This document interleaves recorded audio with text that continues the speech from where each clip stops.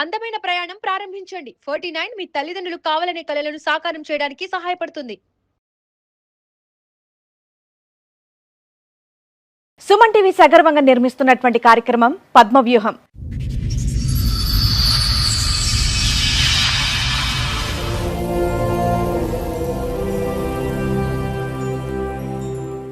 మరి ఈ కార్యక్రమాన్ని సమర్పిస్తున్న వారు 6JVR జమలాపురం వారి రత్నాంజలి. మీ అదృష్టాన్ని మార్చుకోవటం ఇప్పుడు కల కాదు, 6JVR తో సాధ్యం. 2008లో ఆమె intermediate first year 3 subjects fail అయ్యి వస్తే ఇంటర్మీడియట్ సెకండ్ ఇయర్ నేనే చదివించాను మా విలేజ్.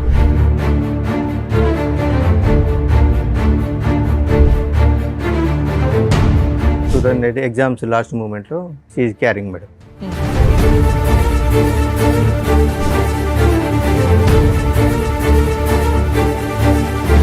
పెళ్ళి 2 సంవత్సరాల దగ్గరికి వస్తుంది. మన కట్నం డబ్బులు ఇస్తలేవు, మా దగ్గర తీసుకున్న అప్పు ఇస్తలేవు. సరే కట్నం అంటే నీ బిడ్డ పేరు మీద తీసుకో, ఏమైనా ఫ్లాట్లు కొనిచ్చుకో, నాకు సంబంధం లేదు. కానీ అప్పుడు నేను వేరే వాళ్ళ దగ్గర ఇచ్చాను కదా, మరి వాళ్ళు నన్ను ఇబ్బంది పెడుతున్నాడు. మా డెలివరీ అయ్యి వచ్చిన వెంటనే మీ నాన్నగారు అడిగారు.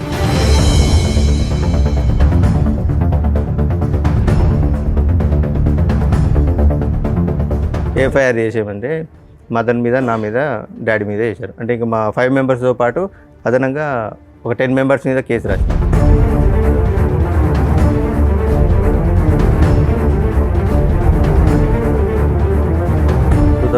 వచ్చింది 2016లో నా దగ్గరకు వచ్చి వేరే పర్సన్ తోటి ఇల్లీగల్ ఎఫైర్ పెట్టుకుని మీరు అరెస్ట్ అయిపోయారు. ఎంసీ క్లోజ్ అయిపోయింది. 498 నడుస్తుంది.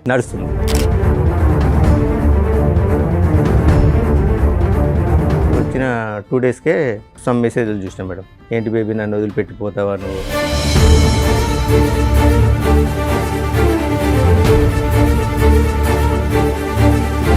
ఏంటిది మెసేజ్లు అని అడిగితే ఇవి మా తమ్ముడు వాళ్ళ గర్ల్ ఫ్రెండ్ మెసేజ్ చేసింది.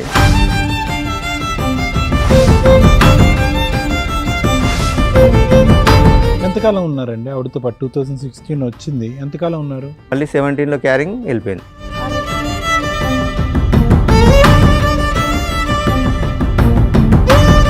ఆమె నాకేదో డౌట్ వస్తుంది, ఒకసారి టెస్ట్ చేయండి అంటే ప్రెగ్నెన్సీ టెస్ట్ చేయించుకుంటే పాజిటివ్ ఉన్నది.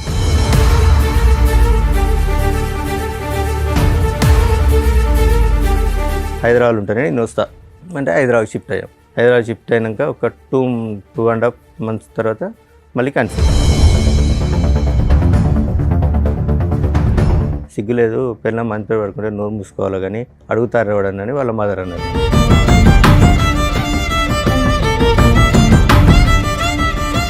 ప్రెగ్నెన్సీ మీదు కాదు అని తెలిసిన తర్వాత కూడా ఉందా? ఉన్నది. మళ్ళీ అబార్షన్ చేయించుకుందా? మళ్ళీ అబార్షన్ చేయించుకున్నది. అదే 2017లో మళ్ళీ నా మూలంగా సరే మళ్ళీ క్యారింగ్.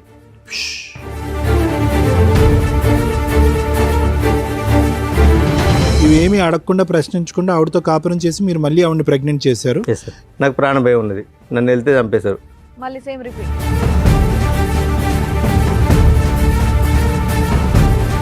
డాడీ నువ్వు మమ్మీని అనుమానిస్తున్నావు కదా, అది నిజమే, ఆ పర్సన్ ఈయనే, ఈ పర్సనే, నీకు తెలిసిన పర్సనే అని చెప్పింది.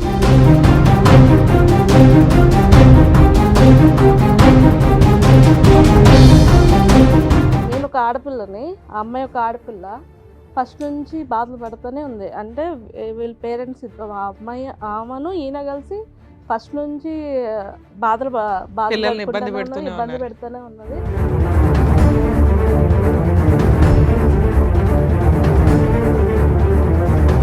మేము దొరకట్లేదు అని చెప్పి వెళ్ళి అత్తయ్య గారిని కొట్టుడు పిల్లలు, లేకపోతే పిల్లల పెద్దమ్మాయి చెప్పు తీసుకొని కొట్టంటే చెప్పు తీసుకొట్టి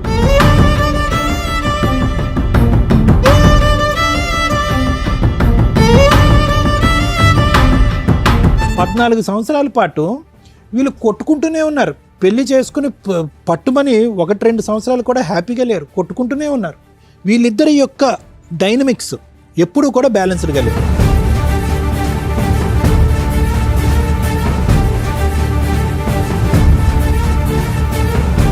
ఇప్పుడు వచ్చేటటువంటి అంశం మనకు తెలియనటువంటి సీక్రెట్ ఏదన్నా ఉంది అంటే కనుక ఆ పిల్లల భవిష్యత్తు దృష్ట్యా ఏం న్యాయం చేశారు అలాంటప్పుడు పిల్లల్ని కనుకోండి.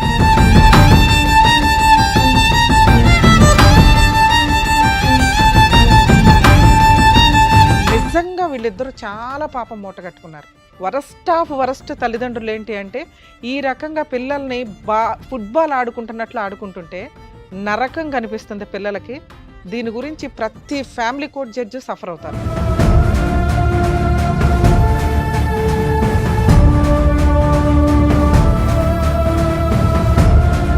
మీ ఎదవ డ్రామాలకి, మీ ఆస్తి పంపకాలకి, మీ మెయింటెనెన్స్ల కోసం పిల్లల్ని బలిపశువులు చేయొద్దు.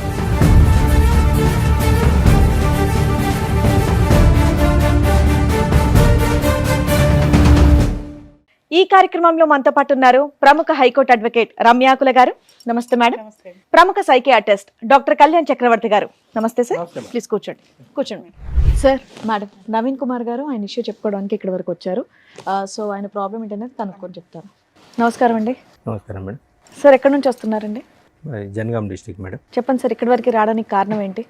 నాకు ఒక ఫ్యామిలీ ఇష్యూ ఉంది మేడం, దాని గురించి వచ్చాను. చెప్పండి సార్. నా పేరు నవీన్ కుమార్ మేడం, మాది జనగామ డిస్ట్రిక్ట్.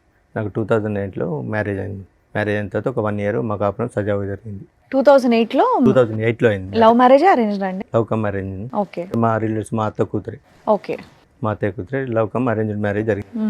2008లో ఆమె intermediate first year 3 subjects fail అయ్యి వస్తే ఇంటర్మీడియట్ సెకండ్ ఇయర్ నేనే చదివించాను మా విలేజ్లో. 2000 పెళ్లి టైంకి అమ్మాయి మేజరా మైనరా? మేజరే మేడం. అప్పుడు అయిపోయిన తర్వాత 2008 ఎగ్జామ్స్ లాస్ట్ మూమెంట్లో షీఈ్ క్యారింగ్ మేడం. ఆ లోపల ఎగ్జామ్స్ కంప్లీట్ అని 2009లో డెలివరీ కానీ వాళ్ళ ఇంటికి వెళ్ళి ఒక డెలివరీ అయిన తర్వాత మళ్ళీ ఒక 6 monthsకి వచ్చింది మేడం. 6 monthsకు 21st ఏజ్ పంపించారు. మ్యారేజ్ కంటే బిఫోర్ మా ఫాదర్ ఒక 50,000 వాళ్ళకి అప్పు ఇచ్చాడు మేడం, మ్యారేజ్ కంటే బిఫోర్. తర్వాత ఆమె వచ్చిన తర్వాత వాళ్ళ అమ్మ డ్రాప్ చేయడానికి వచ్చినప్పుడు, ఏంటమ్మా పెళ్ళి 2 సంవత్సరాల దగ్గరికి వస్తుంది, మన కట్నం డబ్బులు ఇస్తలేవు, మా దగ్గర తీసుకున్న అప్పు ఇస్తలేవు.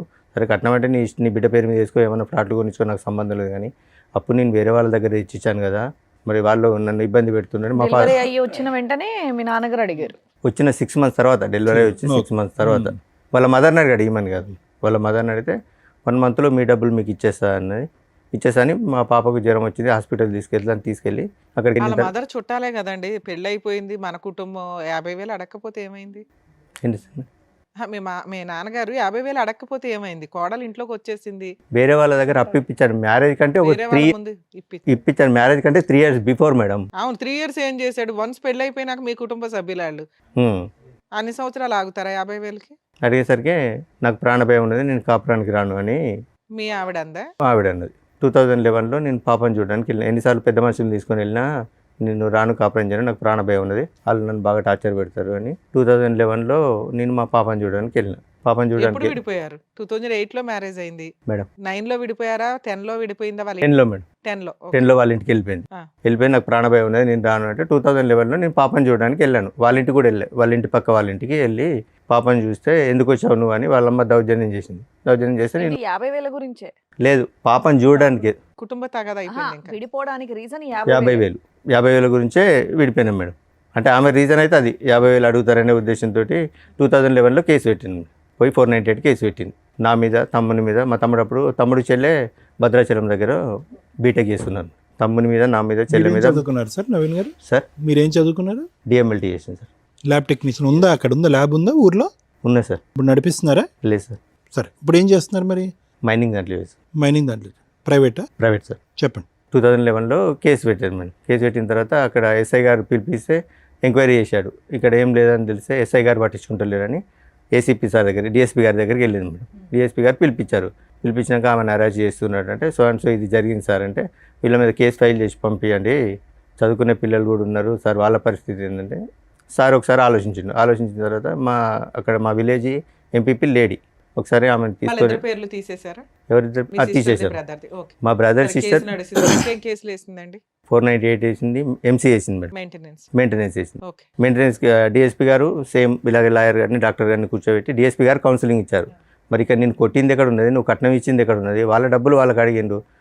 మరి సరే ఓకే, డబ్బులు ఇయ్యారట, తీసుకుపోతారట, డబ్బులు ఓకే వదిలేసాయి, 50,000 వదిలేసాయి, తీసుకెళ్తారట వాళ్ళు. పోతామంటే లేదు నాకు ప్రాణభయం ఉంది, నన్ను అడిగి వెళ్తే చంపేశారు, నేను పోను అని అన్న తర్వాత డిఎస్పీ గారు డాక్టర్ లాయర్ గారిని, అక్కడ మున్సిపల్ కోర్టు ఉంది మేడం, పిలిపించి కౌన్సిలింగ్ తీసుకున్నారు ఆమెకు. నాకు ఇక్కడ నేను కొట్టినట్టు కానీ ఆయన ఇబ్బంది పెట్టినట్టు కానీ నీకు ఎక్కడ కనిపించలేదు కదా అని అనేసరికి మా రోడ్డు మీదకి వెళ్ళి ఈ పోలీసులు, ఈ లాయర్లు ఇట్లా వాళ్ళ దగ్గర డబ్బులు తీసుకున్నారు, అందుకే వాళ్ళ మీద కేసు ఫైల్ చేయట్లేదని వాళ్ళ అమ్మాయి రోడ్డు వెంబడి ఊరుకుంటూ వస్తుంటే ఏసీపీ గారు ఈ తలకనపై మనకి ఎంత రూపాయి కేసు రాసి పంపితే వాళ్ళు చేసేయమన్నారు, ఎఫ్ఐఆర్ చేసేసారు. చేసేయమంటే మదన్ మీద నా మీద డాడీ మీద వేశారు. అంటే ఇంకా మా 5 మెంబర్స్తో పాటు అదనంగా ఒక 10 మెంబర్స్ మీద కేసు రాసింది. మా మేనత్త ఇంకా ఓవరాల్ గా 3 మెంబర్స్ మీద కేసు రిజిస్టర్ అయ్యింది. కేసు రిజిస్ట్రేషన్ అయింది.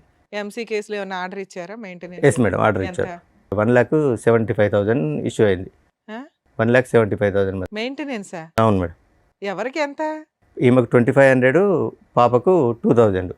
అంటే అది కంటిన్యూ ఒక 2 ఇయర్స్ నడిచింది మేడం. 1 ఇయర్ యాన్యువల్ ఎరియర్స్ చెప్పవసరం లేదు సార్. Hmm. ఆవిడ 2,500, బాబుకు 1,000, అంతేనా? 3,500 మెయింటెనెన్స్ పర్ మంత్.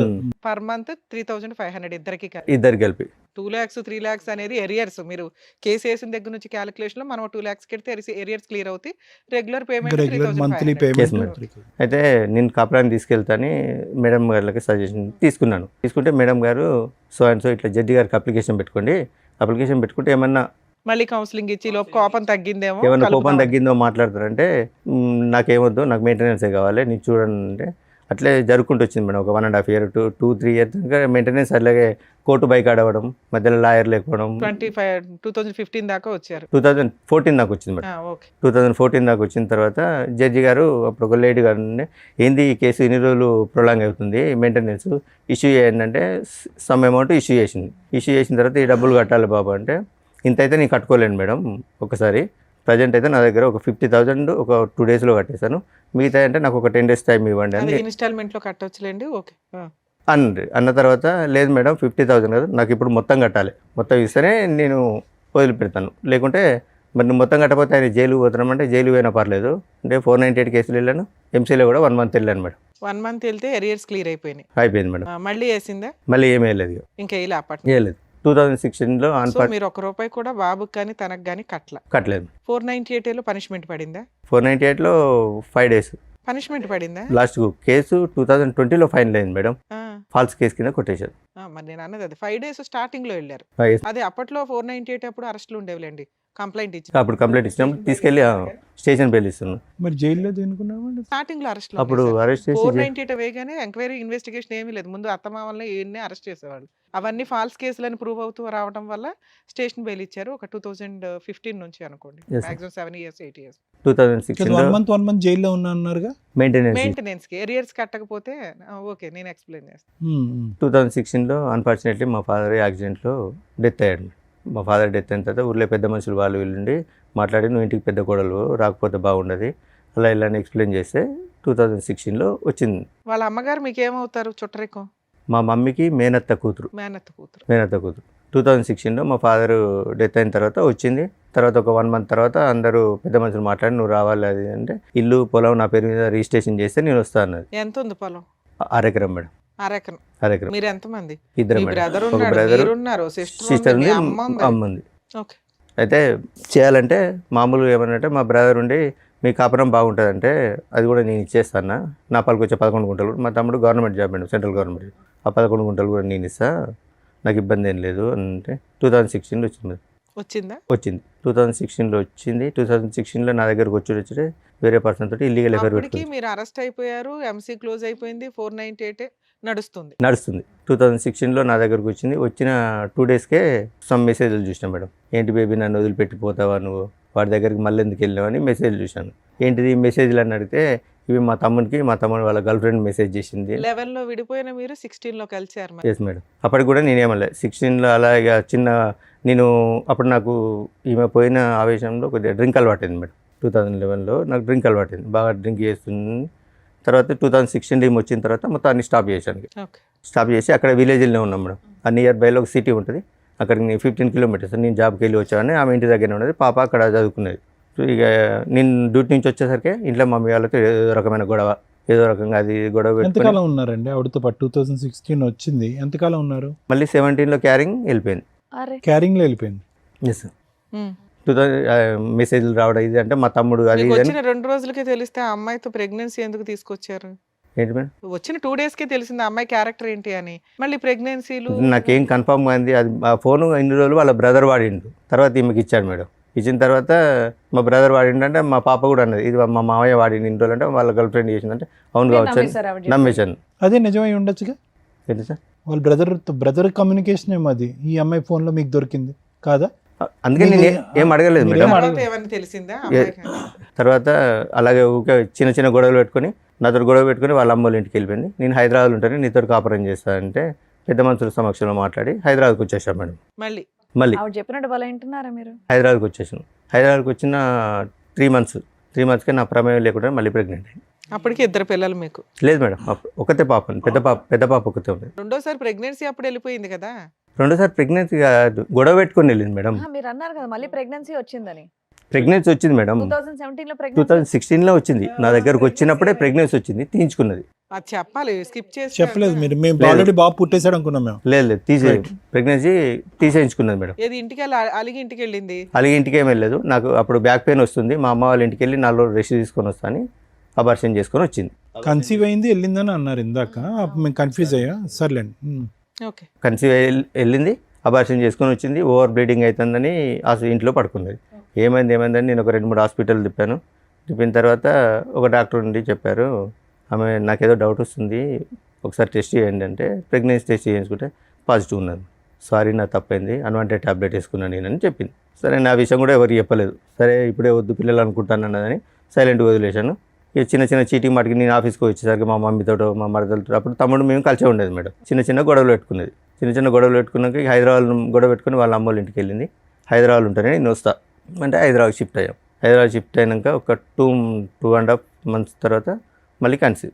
మరి అడిగాను, ఏంటిది, నేను కనీసం నీ దగ్గర కూడా రాలే, కన్సీవ్ ఎందుకు అయిందంటే కావాలని గొడవ పెట్టుకొని ఆ రోజు రాత్రి వాళ్ళ అమ్మ వాళ్ళు ఒక 300 kilometers దూరంలో ఉంటారు. ఆ నైట్ ఫోన్ చేసి తెల్లారి 5 o'clock రప్పించింది.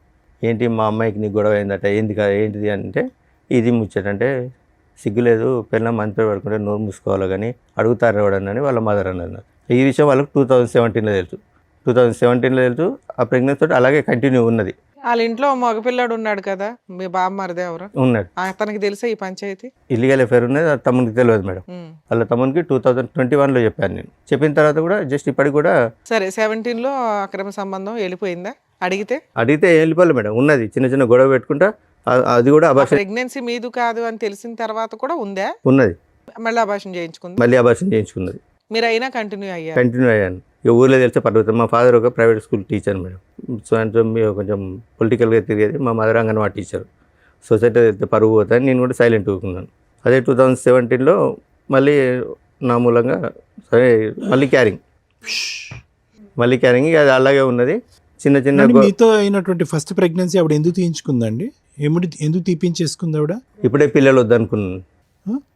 పిల్లలు వద్దనుకున్నా అని చెప్తుంది సార్. ఓకే. సో ఇప్పుడు మనకి లెక్క కరెక్ట్గా ఉండాలంటే మీతో జరిగినటువంటి ఒక ప్రెగ్నెన్సీ తీపించేసుకుంది, వాడెవరితోనో మీరు చెప్తున్నట్టుగా జరిగిన ప్రెగ్నెన్సీ ఒకటి తీపించేసుకుంది. ఇవేమీ అడగకుండా ప్రశ్నించకుండా ఆవిడతో కాపురం చేసి మీరు మళ్ళీ ఆవిడని ప్రెగ్నెంట్ చేశారు. ఈ ప్రెగ్నెన్సీ ఉంచుకున్నది. అమ్మాయి ఈ ప్రెగ్నెన్సీ ఉంచుకున్నది. గొడవ పెట్టుకొని వాళ్ళ అమ్మ వాళ్ళ ఇంటికి వెళ్ళిపోయింది 2017లో. 2018లో పాప పుట్టినప్పుడు నాకు కాల్ చేసింది. పాప పుట్టిందని కాల్ చేస్తే నేను వెళ్ళి చూసి వచ్చాను. ఇక అప్పటి నుంచి మళ్ళీ రాలేదు మేడం. ఎన్నిసార్లు పెద్ద మనుషులు కాదండి. ఇప్పుడు ఇన్ని అప్స్ అండ్ డౌన్స్ అయిన తర్వాత మీరు కాన్ఫిడెంటా అంటే ఆవిడ ప్రెగ్నెన్సీ గురించి ఈసారి? కానీ అతని పిక్చర్ నుంచి డిసపియర్ అయిపోయాడు ఆ వ్యక్తి? లేదు మేడం. సార్ ఒక అక్రమ సంబంధం అన్నారు కదా, అతను ఇంకా కంటిన్యూ అవుతున్నాడు మేడం. నా స్టిల్ ఇప్పటికి కూడా ప్రెగ్నెన్సీ మీరే అని మీరు అనుకుంటున్నారా? అంటే నేను మెడికల్ ఫీల్డ్లో చేశాను కాబట్టి ఒకసారి మీట్ అయినా కూడా ప్రెగ్నెన్సీ అయ్యే ఛాన్సెస్ ఉంటాయి కాబట్టి నేను సైలెంట్గా. మీరే నమ్ముతున్నారు, మధ్యలో మేము డౌట్ ఎందుకు కానీ. Okay, next. అందుకే నేను దాని గురించి ఏం మాట్లాడలేదు మేడం. 2018లో పాప ఒకటి చూసి వచ్చాను. ఆ తర్వాత కాపురానికి 498 kg హోటల్ కాపురాన్ని తీసుకెళ్తే నేను రాను అని చెప్పింది. ఇక అలాగే పోతుంది. 2019లో ఏంటంటే ఆల్రెడీ వచ్చి కలిసిన తర్వాత మళ్ళీ ఇంకా రాకపోవడానికి ఏంటి ప్రాబ్లం? నాకు ప్రాణభయం ఉన్నది. ఇంకేం ప్రాణభయం సార్? 50,000 పంచాయతీ అయిపోయిందిగా. అయిపోయింది. మరి నాకు ప్రాణభయం ఉన్నది. నన్ను వెళ్తే చంపేశారు. మళ్ళీ సేమ్ రిపీట్. సరే, తర్వాత అట్లా 2019లో పోయింది. 2 పిల్లలు ఉన్నారు మేడం. పిల్లల్ని పట్టించుకుంటలేని సఖి 2011లో వేసిన 498 కేసు 20 దాకా నడిచిందా? 20లో డిసప్పాయింట్ అయింది. ఆయన మధ్యలో కలిసి ఉన్నారు. 2019లో సఖి అని ఫ్యామిలీ కౌన్సిలింగ్ సెంటర్ ఉంటుంది. డివిసిల్ స్టార్ట్ అయినాయి. సఖి సెంటర్లో పెట్టింది. సఖి సెంటర్లో పెట్టినాక ఏంది ఈమె ఇష్యూ అంటే సో అండ్ సో ఇష్యూ అంటే ఈ స్టోరీ అంతా మాకు చెప్పలేదు, నువ్వే పట్టించుకుంటలేవాట, బాగా తాగుతావాట, ఏం పని చేయవాట, అందుకే ఆమె కాపురానికి వస్తలేదు. చేసేవాళ్ళ మీరు? చేసేవాడిని. ఇంటి మెయింటెనెన్స్, రెంటల్ అవన్నీ మీరే చూసుకునేవాళ్ళ? నేనే చూసుకునేవాడిని. ఓకే. సఖి సెంటర్లో పెట్టింది. అప్పటికి ఆ కేసు ఏమైంది సార్? డివిసి కేసు కూడా రన్ అవుతుందా? లేదు, వాళ్ళు తీసేశారు. ఓకే, ఎప్పటిదాకా నడిచింది అది? 6 months నడిచింది మేడం. తర్వాత 2020లో 498 కేసు ఫాల్స్ అని డిస్మిస్ అయింది. నేను 2 times కాపురానికి రా అని నోటీసులు పంపించారు. పంపించాను. 2 పిల్లలు ఉన్నారు కదా, అనవసరంగా ఎందుకు, సరే తప్పు పో ఏదో ఒకటి సర్దుకుందాంలే అని పంపించాను. కాపురానికి రాలేదు మేడం. ఆ నోటీస్ ఒక నోటీస్ తీసుకుంది, ఇంకో నోటీస్ తీసుకోలేదు. తర్వాత 21లో డైరెక్ట్ నేను డైవర్స్కి అప్లై చేశాను. ఫైనల్ డైవర్స్కి అప్లై చేశాను. కురుక్షేత్ర యుద్ధం కంటే జమన్. డైవర్స్కి అప్లై చేస్తే ఆమె అటెండ్ కాలేదు. 2000 ఎక్స్పర్టీ డిగ్రీ ఇచ్చారు మేడం. ఎప్పుడు ఎన్ని ఇయర్స్ బ్యాక్? 22లో 22లో ఎక్స్పర్ట్ డిగ్రీ ఇచ్చారు. ఎక్స్పర్ట్ డిగ్రీ ఇచ్చిన తర్వాత అప్పటికి 2022లో మా పాప 9th క్లాస్. అంతకుముందు నిజామాబాద్లో చదివేది మేడం. తర్వాత ఇక్కడికి హైదరాబాద్ షిఫ్ట్ అయింది. హైదరాబాద్ షిఫ్ట్ అయినాక నాకు కాల్ చేసింది. ఎవరు? పెద్ద పాప? పెద్ద పాప. డాడీ నేను ఇక్కడ హైదరాబాద్లో చదువుతున్నాను, ఇక్కడనే ఈ పలానా సో అండ్ సో అని చెప్తే నేను మమ్మీ తమ్ముడు అందరం వెళ్ళి కలిసాం. కలిసిన తర్వాత ఒకరోజు పాప షాకింగ్ న్యూస్ చెప్పింది. డాడీ నువ్వు మమ్మీని అనుమానిస్తున్నావు కదా, అది నిజమే, ఆ పర్సన్ ఈయనే, ఈ పర్సనే, నీకు తెలిసిన పర్సనే అని చెప్పింది. ఎవరా పర్సన్? వీళ్ళ తమ్ముని వాళ్ళ ఫ్రెండ్. తమ్ముడు వాళ్ళ ఫస్ట్ నుంచి వాడు. ఫస్ట్ యాక్చువల్గా ఈ ఎఫ్ఐఆర్ అనేది 2014-15 నుంచే ఉందట. ఓకే. సో ఇప్పటికి కూడా 21-22 కూడా లైవ్ లో ఉన్నాడు వాడు. లైవ్లో ఇప్పటికి స్టిల్ కూడా లైవ్లో ఉన్నాడు. అతనికి మ్యారేజ్ అయిందా మీకు తెలుసు? అతనికి మ్యారేజ్ అయిన 4 పిల్లలు. కూతురే చెప్పాల్సిన పరిస్థితి. ఇప్పుడు ఎంత అండి మీ పాప వయసు? యాజ్ వి స్పీక్ నౌ ఇప్పుడు ఎంత ఆవిడ? No present 16 years. 16. చిన్నామే? చిన్నమే 7 years. 2018 18. years. సరే, తర్వాత ఏమైంది సార్? 2022లో చెప్పిన తర్వాత నేను డైరెక్ట్ వెళ్ళి అతని దగ్గరికి వెళ్ళాను. ఆయన తెలుసు అన్నట్టు, వీళ్ళ ద్వారానే పరిచయం నాకు. అతని దగ్గర మేము చిట్టేసాం, 1 lakh చిట్టేసాం మేడం. వాళ్ళ తమ్ముడు ఫ్రెండ్ కదా? తమ్ముడి ఫ్రెండ్ అని రైట్. చిట్టేసాం. చిట్టేసిన తర్వాత పోయి అడిగాను, ఏమంది చిట్టి డబ్బులు ఇవ్వమంటే మీ భార్య మీ అత్త మామ వచ్చి గొడవ పెట్టుకొని నా దగ్గర నుంచి డబ్బులు తీసుకెళ్లారా అని అడిగింది. ఎంత చిట్టు మీది? 1 lakh మేడం. అయితే అడిగితే ఇప్పుడు వాళ్ళ అమ్మ నాన్న వైఫ్ వచ్చి అందరూ వచ్చి లొల్లి పెట్టుకున్నారు కదా నీతోటి, మరి 8 years నుంచి వాళ్ళ బిడ్డతో తిరిగి ప్రెగ్నెన్సీ అయితే ఏమంటలేరా నిన్ను అన్ని వాళ్ళ వైఫ్ ముందే అడిగిన నేను. అంటే అన్న కాళ్ళలో మా పరువు వస్తే నీ దండం పెడతాను, ఆమె కాళ్ళ మీద పడ్డది. ఎవరు పడ్డింది? వాళ్ళ ఆవిడ. 4 పిల్లలు ఉన్నారుగా. అన్న మా పరువు అవుతుంది, ఇంకోసారి మీ భార్య జోలికి రాకుండా చూసుకుంటా అంటే, అదే రోజు నేను వానికి 12:30కి పోయి అడిగాను మేడం. ఈవినింగ్ 4కి వెళ్ళి ఉప్పల్ పిఎస్లో నా మీద అటెంప్ట్ మర్డర్ కేసు పెట్టింది. ఎవరు? ఈమె నా వైఫ్, ఫస్ట్ వైఫ్. వాళ్ళ ఇంటికి వెళ్ళారా మీరు? ఎవరింటికి? అమ్మాయి వాళ్ళ ఇంటికి. ఇంటికి వెళ్ళకుండానే పెట్టిందా? అయితే నేను ఉప్పల్లో ఉంటాను, ఆమె కూడా ఉప్పల్లో ఉంటుంది. ఒకసారి మెట్రో ట్రైన్ లిఫ్ట్లో పోతుంటే నేను రోడ్ వెంబడి నడుచుకుంటూ పోతుంటే నాకు కనిపించింది, నన్ను ఫాలో అవుతుందని. ఎప్పుడు సెప్టెంబర్లో కనిపించాను మేడం. December 12కి పెట్టింది నా మీద కేసు. ఎటువంటి కాంటాక్ట్ ఏం లేదు. అటెంప్ట్ మర్డర్ కేసు పెట్టి వచ్చేసినాను. చేసుకోలేదు మేడం అప్పటికి. ఏ రాస్తుంది సార్ అటెంప్ట్ మర్డర్లో? అసలు మీరెక్కడ ఉన్నారు, ఆవిడ ఎక్కడ ఉంది, అసలు ఏం రాసింది అందులో? పెట్టేసరికి సార్ ఈయన వెనకాల తిరుగుంటాడు, ఉత్తనే పెట్టరు అటెంప్ట్ లేదు మేడం. ఎంతో కొంత బేసిక్ ఎవిడెన్స్ లేకుండా పెట్టరు. మెసేజ్లు పంపించారా? నేను మెసేజ్లు ఏం పంపించలేదు. తిడుతూ గానీ ఏదైనా ఏడుతూ పడుకున్నావు ఆడితో పడుకున్నావని? లేదు మేడం. చూద్దాంలేండి. మరి ఆవిడ అన్ని చేసినా మీరు ఏమనుకుంటున్నారా అండి? తిట్టకుండా అయితే అటెంప్ట్ మర్డర్ కేసు పెడితే అప్పుడే కోపంతో నా ఫోన్ పలగొట్టాను మేడం. ఎవరితో? ఎట్లా? కిందేసి కొట్టాను నా ఫోన్, ఇంటి రూమ్లో కిందేసి కొట్టాను. ఏదో టెన్షన్ మీద కిందేసి కొట్టాను. మా తమ్మునికి కాల్ చేశారు, మా తమ్ముడికి మా అమ్మకి కాల్ చేశారు. ఎవరు? ఎస్ఐ, ఉప్పల్ పిఎస్ నుంచి ఎస్ఐ గారు ఫోన్ చేశారు. పోలీస్ స్టేషన్లో ఫోన్ పగలగొట్టారా? లేదు బయట ఇంటికాడ. దీనికి వార్నింగ్ ఇచ్చి వచ్చిన తర్వాత టెన్షన్లో కింద పలగొట్టేశాను నేను. ఉప్పల్ పిఎస్ నుంచి మా బ్రదర్కి ఫోన్ చేశారు, మీ అన్నయ్య కలవట్లేదు, ఫాలో అవుతున్నట్టు అది ఇది అంటే. ఒక 4 days తర్వాత మా బ్రదర్ వచ్చి అన్న ఇట్లా ఎస్ఐ గారు కంప్లైంట్ ఇచ్చిందట, ఉప్పల్ పిఎస్ నుంచి రమ్మన్నట్టు వెళ్ళాను. ఇంద్రబాబు ఫాలో అవుతున్నట్టే. ఫాలో అవ్వడం ఏం లేదు సార్, ఇది సో జరిగిన స్టోరీ సార్. నేను ఈమె ఒక పర్సన్తో తిరుగుతాను, అతనికి ఎందుకు తిరుగుతున్నావని నేను అతనికి వార్నింగ్ ఇస్తే వచ్చి అటెంప్ట్ మర్డర్ కేసు పెట్టిందంటే, నువ్వు ఎక్కడ ఉంటావు అన్నాడు. ఇక్కడ ఉప్పల్నే ఉంటాడు. నువ్వు అర్జెంట్గా ఫస్ట్ అయితే మా బ్రదర్ని, మా అన్నయ్య ఇక్కడ కాలేదు మేడం. మరి అదే కంప్లైంట్ ఎవడమన్నా ఏదన్నా ఇవ్వచ్చు. టెన్షన్ పడింది, అది అటెంప్ట్ మర్డర్ కేసు పెట్టేశారని పెట్టడం కుదరదు, కంప్లైంట్ ఇచ్చింది. ఓకే, నెక్స్ట్ ఏమైంది? తర్వాత ఏమైంది సార్, మేము పెద్ద మనుషులలో మాట్లాడుకుంటా కేసులు ఏమవుతుందని వాళ్ళ బ్రదర్ అండు ఊరికి వెళ్ళినాక పెద్ద మనుషుల సమక్షంలో సో ఇదండి జరిగింది. ఇప్పటికి కూడా అన్నీ మర్చిపోయి, ఫస్ట్ నేను కూడా ఇంతకుముందు చేసినని మర్చిపోతా, అవన్నీ కూడా పాత స్టోరీలని మర్చిపోయి, ఇప్పుడు ఒక్కరు పోయి 2 పిల్లలు అయిండు. మీరు ఏం చేశారని మర్చిపోవడానికి? ఏంటి మేడం, నేను కొంచెం హెవీగా డ్రింక్ చేసేది మేడం. మీరు మానేసాను అన్నారు కదా ఆవిడ వచ్చాక 2016లో. మానేసినాను మేడం. మానేసినా కూడా ఇప్పుడు అదే చెప్పుకొని తిరుగుతుంది. ఇంకా పెద్ద మనుషులలో అదే చెప్పుకొని తిరుగుతాడు, డ్రింక్ చేస్తాడు, ఏ పని చేయడు అని అదే చెప్పుకుంటూ తిరుగుతుంది మేడం. అదే నేను చెప్పిన తర్వాత ఏమమ్మా మరి కాపురాన్ని తీసుకెళ్తారటంటే, నేను పోను, వాడు చచ్చిన కిందికి వెళ్ళక వాడు నాకు శవంతో సమానం, నేను మాతో కాపురం చేయను అని చెప్పింది. ఎక్స్పర్ట్ ఆర్డర్స్ ఛాలెంజ్ చేసిందా అమ్మాయి? వేయలేదు మేడం. డైవర్స్ కేసుని చేయలే. ఓకే. అనేసరికి మరి నువ్వు ఓకే వాడు చనిపోయిన కిందకే లెక్క. మరి ఇప్పుడు ఇద్దరు ఆడపిల్లలు ఉన్నారు, వాళ్ళని ఏం చేద్దామంటే పెద్ద పాప వాళ్ళ డాడీ కావాలంటే వాళ్ళ డాడీ కాడికి పోతా అంటుంది కదా, పోతానంటే పెద్ద పాపను పంపిస్తా, చిన్న పాప కదా నేనే తీసుకుంటా అన్నది.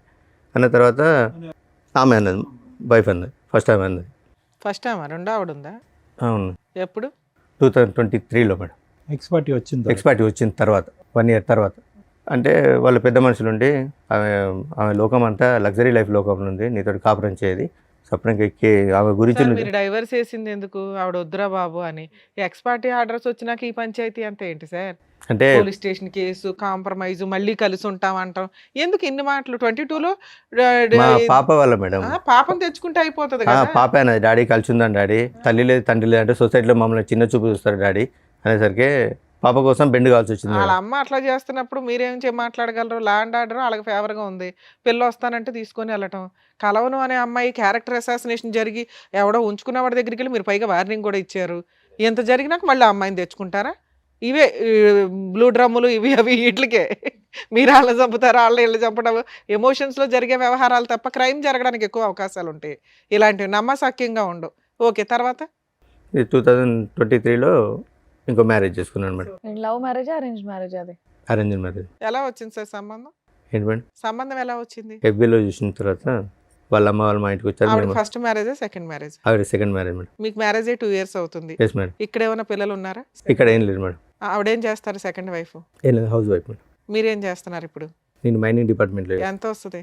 16 నుంచి 18 వస్తుంది. సరిపోతుందా మరి? మీరు ఎంత ఇల్లు నడుపుకోవడానికి 16,000 ఈ రోజుల్లో 15,000 ఏ మూలక సార్? ఎందుకంటే అడ్జస్ట్ అందుకే చేసుకుంటున్నాను. కదా అమ్మాయి చెప్పేది, ఏం సంపాదించడం రెంటకి అయిపోతాయి ఇవన్నీ. కాదు మేడం, ఇతను డిఎంఎల్టీ చేశాడు, ఏం చేసినా కూడా మినిమం ల్యాబ్ టెక్నీషియన్ మీకు వస్తుంది కదా. అంటే ఎక్కడ కూడా నన్ను సరిగా జాబ్ చేసుకుని లేదు మేడం. ఎవరు చేయనివ్వలేదండి. ఇక్కడ మీ ఆవిడ చేసిన హరాస్మెంట్ ఏమీ లేదు.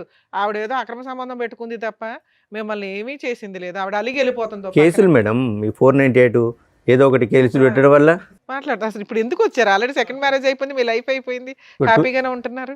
సెకండ్ మ్యారేజ్ చేసుకున్నాను. ఎవరో ఇన్ఫర్మేషన్ ఇచ్చారు మేడం. 2024లో నేను మన భర్తతో కాపురం చేస్తాను, పెద్ద మనుషుల దగ్గరికి వచ్చింది. ఓకే.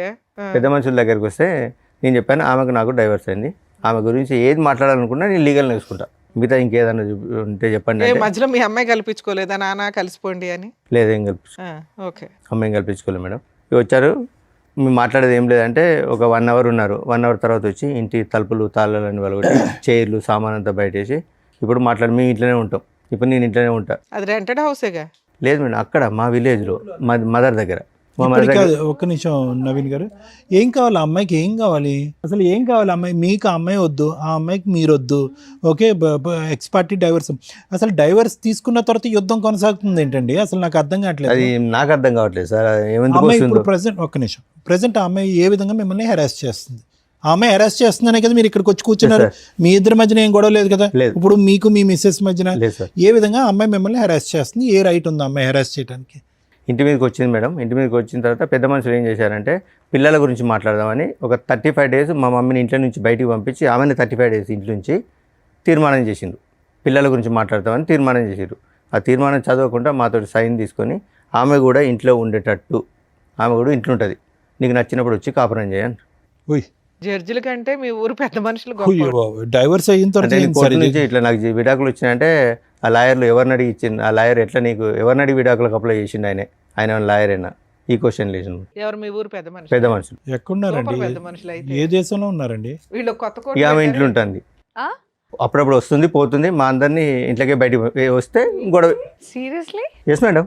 అదే 2025లో మా ఫాదర్ది 10 years చేద్దామని ఊరికి వెళ్ళాం మేడం. ఆ. ఊరికి వెళ్ళినప్పుడు మేము పాపని రాను, అయితే డాడీ మమ్మీ ఫీజు కట్టట్లేదు ఇబ్బంది పెడుతుంది అంటే, సరేనా నేను ఇస్తారా నువ్వు రా అని చెప్తే వస్తాను డాడీ అని. తర్వాత అదే రోజు ఫోన్ చేస్తే మీరు రావట్లేదు డాడీ అన్నది. ఆ రోజు నైట్ వచ్చింది, నైట్ 10:30కి ఇంటికి వచ్చింది మేడం. ఎవరు వచ్చారు? ఫస్ట్ ఆవిడ ఆ, పిల్లల్ని తీసుకొని వచ్చింది నైట్ 10:30కి. నువ్వు ఇప్పుడు ఎందుకు వచ్చావు, అసలు నీకు ఇంట్లో ఏం హక్కు ఉందని వచ్చినావు అంటే, నాకు పెద్ద మనుషులు రాసిస్తే నీ ఇంట్లోనే ఉంటా అంటే, మరి పెద్ద మనుషులు ఏమన్నా. అప్పుడప్పుడు వచ్చి వెళ్తూ ఉంటుందా? అవును. కాదు, వాడు డిసప్పియర్ అయ్యాడా? Age madam. వాడు గడ్డి పెట్టారు కదా, వాడు వెళ్ళిపోయినట్టేనా పిక్చర్లో? లేదు లేదు, వాడు ఉన్నాడా? ఉన్నాడు స్టిల్. నవంబర్లో కూడా నాకు కనిపించాడు. కాదు, వాడితో ఉన్నాడా ఒక అంటే బతుకున్నాడా అని కాదు సార్. సంబంధం ఉందా? మీ ఆవిడతో సంబంధం ఉందా? సంబంధం ఉందా? చూశాను, ఉన్నాయి సార్. మరి ఏంటి అక్కడ సంబంధం పెట్టుకుని ఇక్కడ పార్ట్ టైం ఏంటి? అసలు ఆవిడ ఎవరు? అంటే ఆవిడ ఇప్పుడు- ఫోటో ఒకసారి చూపిరా? అంటే ఇప్పుడు పెద్ద మనుషులు ఏం చేస్తున్నారంటే మా దగ్గరికి న్యాయం కోసం వచ్చింది కదా, మేము ఏదో ఒకటి న్యాయం చేయాలి ఉంటుంది. అసలు మమ్మల్ని నుంచి ఏం సరే, మాట్లాడేసలేదు. మీ ఊర్లో 2 గ్రూపులు ఉంటాయి. ఆవిడ వాళ్ళ పెద్ద మనుషుల దగ్గరికి వెళ్ళింది, వాళ్ళు ఏదో ఇచ్చారు. మీరు కూడా ఓ పెద్ద మనిషి దగ్గరికి వెళ్తే వాళ్ళు కూడా ఓ శాసనం రాసేస్తారు. ఇక లా అండ్ ఆర్డర్, కాన్స్టిట్యూషన్స్ ఇవేనా వద్దు, చక్కగా పెద్ద మనుషుల దగ్గర కూర్చుంటే అయిపోద్ది. 2025లో మా ఫాదర్ ఇట్లా 10 years చేద్దామంటే వెళ్ళాం మేడం. వచ్చింది నైట్ 10:30కి వచ్చింది. నువ్వు ఎందుకు వచ్చావు, ఇప్పుడు నీకేం అవసరం అని వచ్చినావు, అసలు నీకు ఏం రైట్స్ ఉన్నాయని వచ్చినాడికి అంటే నాకు పెద్ద మనుషులు రాసిచ్చారు. అంటే పెద్ద మనుషులు ఏమని రాసిచ్చారు, సాటర్డే మండే నుంచి ఫ్రైడే వరకు అక్కడ హైదరాబాద్లో కాపురం చేయి, ఫ్రైడే సాటర్డే సండే నా దగ్గర కాపురం చేయమని రాసిచ్చారా అని అంటే వాళ్ళ తమ్మునికి ఫోన్ చేసింది అన్నమాట. శేఖర్ నన్ను ఇంట్లోకి రానివ్వట్లేదు, గొడవ పెడతాను, కొడతాను అని. పోలీసులకి ఎందుకు కంప్లైంట్ ఇవ్వలేదు? వన్స్ డైవర్స్ అయిపోయినాక అమ్మాయి ఆ సరౌండింగ్స్ కి రావడానికి కూడా లేదు, పోలీసులకు కోర్టు ఆర్డర్ లేకుండా. అదే రోజు ఆమె వాళ్ళ తమ్ముడు చేసిన తర్వాత 100 డయల్ చేసింది. మా అత్తయ్యను మా హస్బెండ్ నన్ను ఇంట్లోకి అరెస్ట్ చేస్తాను, ఇంట్లోకి రానివ్వట్లేదు. చెప్తారు కదా డైవర్స్ వచ్చినాయి అంటే పేపర్ లో. అయితే కానిస్టేబుల్ ఉండి ఈ నైట్ 10 గంటలకు గొడవ ఎందుకమ్మా, మీరు ఉండి వేరే ఇంట్లోకి ఎక్కడన్నా ఉండండి. తెల్లారి కానిస్టేబుల్ చెప్పాడు వేరే ఇంట్లో ఉండమని. కానిస్టేబులే చెప్పారు మేడం, వేరే ఇంట్లో ఉండండి. ఇప్పుడు ఈ నైట్ ఇప్పుడు ఆమె ఏదో ఒకటి అంటే మీరు ఏదో ఒకటి అంటారు, గొడవ అవుతుంది అంటే వెళ్ళిపోయినాం మేడం. నైట్ 1 o'clock వాళ్ళ తమ్ముడు ఒక 6 రౌడీలను తీసుకొని అక్కడికి వచ్చింది. ఇప్పుడు రండి మాట్లాడదామని మా మాట్లాడడానికి లేదు మేడం, ఒక 6 రౌడీలను తీసుకొని వచ్చి మీద దౌర్జన్యం చేశారు. మా పాప ఏం చేసింది, మా సిస్టర్ని చెప్పి తీసుకొని కొట్టింది. చెప్పి తీసుకొని కొడితే లేడీస్ కొట్టుకుంటారు. మీ సిస్టర్ ని కొట్టిందా మీ అమ్మాయి? ఎందుకు గొడవ రెచ్చగొట్టాలని. మీ పాప మీకే Yes, కదండి madam. ఫేవర్. అక్కడ వాళ్ళు చెప్పినట్టు ఉంటుంది, ఇక్కడ నాకు ఫోన్ చేసి డాడీ నన్ను ఇబ్బంది పెడతారని నాకు చెప్పి మహానటి. ఓకే, చిన్నపిల్ల ఏమి అనలేం. చెప్పి తీసుకొని కొట్టేసరికి మా చెల్లె మా పాపను కొట్టింది. వాళ్ళిద్దరూ కొట్టుకుంటే బయటకు వెళ్ళిండ్రు. వాళ్ళ తమ్ముడు ఏం చేసిండు, వెనక నుంచి మా అమ్మ మీద ఇంతలా రాయి ఎత్తేసిండు. జస్ట్ మా అమ్మ కాలు స్కిడ్ అయ్యేసరికి ఇట్లా రాసుకుంటూ వెళ్ళింది. ఎవరు మీ అమ్మగారికి? మా అమ్మగారికి రాసుకుంటూ వెళ్ళిన తర్వాత ఇదంతా మీ నాన్నగారు 10th anniversary రోజు. ఎస్ సార్, అంటే తెల్లారితే 10th anniversary తెలియండి. అదే నైట్. మీరు చెప్తున్నవన్నీ నిజాలేనండి. Yes madam. ఇప్పుడు మీ ఆవిడతో మాట్లాడితే ఫస్ట్ వైఫ్ తో ఇప్పుడు లైవ్ వీడియోలు కూడా ఉన్నాయి మేడం. వాళ్ళు ఇవన్నీ చెప్తుంది. ఇప్పుడు ఈవిడ పరిస్థితి ఏంటి? ఇప్పుడు మీ సతీమణి ఇప్పుడు భార్య, ఈవిడ పరిస్థితి ఏంటి? ఆవిడ ఓకే సార్. ఈవిడ ఓకే అంటే ఏ విధంగా ఓకే? ఇంత యుద్ధాలు జరుగుతుంటుంటే ఇంట్లో ఆవిడకి ఓకే ఎలా అవుతుంది? వాళ్ళ పేరెంట్స్ ఉంటారు, వాళ్ళు ప్రశ్నిస్తారు. అసలు ఆ అమ్మాయి రైట్స్ ఏంటి? ఇంకా మీ గొడవలు పెళ్లికి ముందు ఉన్నాయి, పెళ్లి తర్వాత ఉన్నాయి, విడాకులు అయిన తర్వాత ఉన్నాయి, ఎప్పటికీ కంటిన్యూ అవుతూనే ఉన్నాయి. మీరు మీ ఆవిడ అప్పుడు ఏం మాట్లాడలేదా? నువ్వు ఎందుకు వచ్చావు, మీరు ఎలాగో మాట్లాడలేదు, మీరు ఎలాగో తిట్టట్లేదు, పోనీ ఆవిడ కూడా మాట్లాడలేదా డివోర్స్ అయ్యాక ఎందుకు వస్తున్నావు అని చెప్పి? ఆవిడ లేరా అప్పుడు ఇంట్లో? ఎవరు ఉన్నారు? ఉన్నదా అమ్మాయి? ఇక మమ్మీ వాళ్ళు మాట్లాడుతుంది కదా, మమ్మీ వాళ్ళు మేము మాట్లాడుతున్నాం కదా, ఆమె ఏమి ఎంటర్ కాలేదు. మరి వీళ్ళెవరూ మాట్లాడలేదుగా. అదే రోజు గొడవ అయిన తర్వాత ఏమైంది? హాస్పిటల్ నెక్స్ట్ డే రండి పోలీస్ కానిస్టేబుల్ అన్నాడు. ఆ కథ ఏమైందో చెప్పండి. స్టేషన్కి వెళ్ళినాం. Very good. స్టేషన్కి వెళ్ళి ఇట్లా కంప్లైంట్ ఇస్తామంటే వాళ్ళు కూడా కంప్లైంట్ తీసుకొని వస్తున్నాడు అండి. ఆ రోజు మా బ్రదర్ ఉన్నాడు, మా మరిది నా మీద చేసిండు, నన్ను కొట్టిండని మా తమ్ముడిని ఇరికించింది. మా తమ్ముడిని మా బాబు మీద కేసు పెట్టింది. కేసు పెట్టేసరికి మీ మీద కూడా కేసు ఫైల్ చేయమంటాను, ఇద్దరి మీద ఎఫ్ఐఆర్ ఫైల్ చేస్తాను ఎస్ఐ గారు అడుగుతారు. మాకు పెద్ద మనుషులు రాసి ఇచ్చారు. సార్, పోలీసులు పెద్ద మనుషుల జడ్జిమెంట్లు ఎందుకు ఒబే చేస్తారండి? మీరు డైవర్స్ పేపర్ చూపించాలి కదా. చూపించిన మేడం, చూపించిన పెద్ద మనుషుల లీడర్షిప్ అన్నారా? ఏ పోలీస్ స్టేషన్ చెప్పండి, నాకు ఇప్పుడు మాట్లాడతాను. కొడకన్ల పోలీస్ స్టేషన్ మాట్లాడించండి. ఏఎస్ఐ అన్నాడా? డైవర్స్ చేసిన తర్వాత మీకు పెద్ద మనుషులు మీ ఫస్ట్ వారితో కలిసి ఉండమన్నారు, ఆ ఇంట్లో ఉండమని మీకు పోలీసులు చెప్పారా? ఎక్కడ వెళ్ళలేదండి. ఇప్పుడు పోలీసులు అంటే పోలీసులు ఆ ఇంట్లో ఉండమని మీ వైఫ్ చెప్పారా? చెప్పలేదు మేడం. మీరు ఏ విషయం క్లారిటీగా అంటే మాట్లాడారు? మీరు తీర్మానం ఇచ్చినందుకు ఆమె ఇంట్లో ఉంటుంది, ఇట్లా చేస్తాను. మరి ఏంది పరిస్థితి అంటే పెద్ద మనుషులు ఎస్ఐ గారికి ఏమన్నారంటే, సార్ ఇంకోసారి మేము రానివ్వము, అమ్మాయిని ఇంట్లోకి రానియమన్నాడు. అన్న తర్వాత కూడా ఇప్పుడు 3 times వచ్చింది. అది వేరే. పెద్ద మనుషులు పంచాయతీలు పనికిరావు అనేది క్లారిటీ వచ్చింది.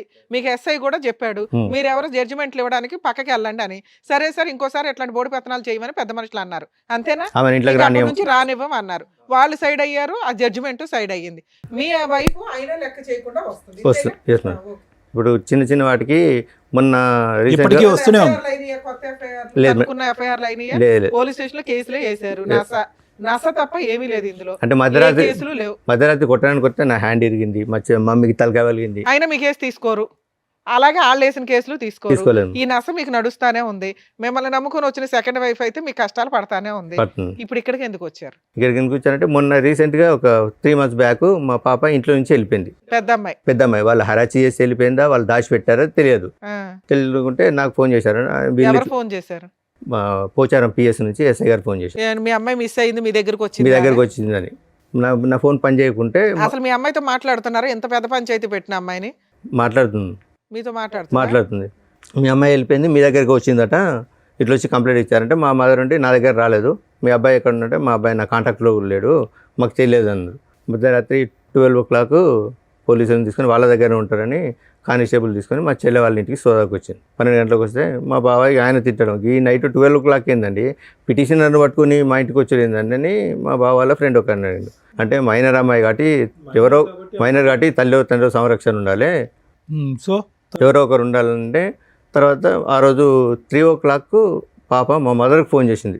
నానమ్మ నేను ఇక్కడ హన్మకొండ బస్ స్టాండ్లో ఉన్నాను, నన్ను ఇట్లా టార్చర్ పెడతారు, చిత్రహింసలు పెడతారు, నేను ఉండను, అందుకే ఇంట్లోకి పారిపోయినా, నేను ఆమెకు ఉండు ఇష్టం. నుంచి పారిపోవడం ఎందుకు? మీకు ఫోన్ చేసి మీ దగ్గరకు వచ్చేయచ్చుగా. అదే. అంత తెలివితే అట్లా ఎందుకు ఎవరు అమ్మాయికి? పెడుతున్నారు టార్చర్? వాళ్ళ అమ్మును వాళ్ళ మామ మొన్న రీసెంట్గా వాళ్ళ మామ ఇంట్లో ఫ్రెండ్స్ తోటి పార్టీకి ఏదో బర్త్డే ఫంక్షన్ ఉంటే వెళ్ళిందట. 5 o'clock వచ్చేది 7 o'clock వచ్చిందట. ఎక్కడికి వెళ్ళావని బెల్ట్ తీసుకొని కొట్టి బూట్ కాలుతో అన్నట ఫోన్ చేసి చెప్తుంది. మా ముందు మా నటిస్తుంది. మీ అమ్మాయి ముదురు తెలివితేటలు మాకు అర్థం అవుతున్నాయి. ఏ పని చేసిందో మామ, ఇప్పుడు నువ్వు లేవు అక్కడ, మేనమామ కంట్రోల్ పెట్టాలి, పెట్టాడు. ఇగో ఇట్లాగే ఉంటాయి భార్యాభర్తలు విడిపోతే ఆడపిల్లలు కానీ మగపిల్లలు కానీ టీనేజర్స్. ఇది ఒక డ్రామా. వాళ్ళకి ఫుట్బాల్ ఆడుకుంటారు పేరెంట్స్ని, వాళ్ళ క్యారెక్టర్లే పోతాయి. విడిపోయేటప్పుడు ఒక 100 సార్లు ఆలోచించండి. చెప్పండి. ఆవిడ దృష్టిలో ఆవిడ వాడుకుంటుంది, మీకు అవసరం వచ్చినప్పుడు మీరు వాడుకుంటున్నారు ఆ పిల్లని. ఇప్పుడు వాళ్ళ బ్రదర్ తోటి మాకు ప్రాణహాని ఉందా? ప్రాణహాని ఉంది మేడం. పోలీస్ స్టేషన్లో మీ అడ్వకేట్ ప్రైవేట్ కంప్లైంట్ ఇవ్వచ్చు, ఉన్న ఇన్సిడెంట్లు అన్ని పెట్టి. ఇప్పుడు పెద్దమ్మాయి ఎక్కడ ఉంది నవీన్ గారు? వాళ్ళ దగ్గర ఉంది, వాళ్ళ దగ్గరే ఉంది. మళ్ళీ అక్కడే చేరింది ఆ అమ్మాయి? అక్కడే చేరింది. మీ దగ్గరకు వచ్చేస్తానని అనట్లేదు? వచ్చేసాను మాతో చెప్తుంది. అంటే ఇంట్లో నేను వెళ్ళి వెళ్ళిపోయేటప్పటికే, ఇంట్లోంచి బయటకు వెళ్ళినప్పుడే మీ అమ్మాయి మీకు ఫోన్ చేస్తుంది. వెళ్ళి మిగతా టైంలో స్టేషన్లో చేయదు. కంప్లైంట్ అయినా అంటే సరే ఈసారి డాడీ అంటుంది, ఇవ్వట్లేదు. సరే, ఇప్పుడు ఇవన్నీ ఎందుకు? వాళ్ళు మీ దగ్గరకు వచ్చినప్పుడు ఏ నష్టం జరుగుద్దో పోలీసులకు కంప్లైంట్ ఇవ్వడం, సర్దుకోవడం, మీ పని ఏదో మీరు చూసుకోవచ్చు. ఎందుకు వాళ్ళ ఇంట్లో ఏం జరుగుతుంది ఈ నశ ఎందుకు మీకు? ఎవరింట్లో? మీకు డైవర్స్ వచ్చినాయి, అయిపోయాయి. పెద్ద మనుషులు ఏదో పిలిచారు, అది క్లియర్ అయిపోయింది. 4 పీకారు, అది క్లియర్ అయిపోయింది. ఇప్పుడు మీ సెకండ్ వైఫ్తో మీరు ప్రశాంతంగా ఉంటే అప్పుడప్పుడు ఏదో న్యూస్ జరిగిద్ది, దాని మీద అడ్వకేట్ చూసుకుంటారు, పోలీసులు చూసుకుంటారు. దీన్ని ఎందుకు ఇంత రోజు అమ్మాయి ఏం చేస్తుంది, వస్తుందా రాదా, భార్య ఏం చేస్తుందా, వస్తుందా రాదా, ఇంటి మీద బామ్మర్ది ఏం చేస్తాడు, వస్తాడా, నలుగురు వేసుకొని రారా, ఇదెందుకు ఇంత ఆలోచిస్తున్నారు మీరు? మీకు మీ ఫస్ట్ వైఫ్ మీద ఏమన్నా ఫీలింగ్స్ ఇప్పటికీ ఉన్నాయా? లేవు, ఫుల్ స్టాప్. మీ పెద్ద అమ్మాయి మీద మీకు ఏమన్నా అమ్మాయి కావాలి అనేటటువంటిది ఉందా? ఆ అమ్మాయి అక్కడ హెరాస్ గురవుతుంది, తల్లిలాగా లైఫ్ నాశనం అవుతుందేమో అని ఆ అమ్మాయిని సేవ్ చేయాలనుకుంటున్నారా? మిమ్మల్ని నమ్ముకుని వచ్చిన సెకండ్ వైఫ్ మీద మీకేమీ లేదా? ఉన్నది మేడం.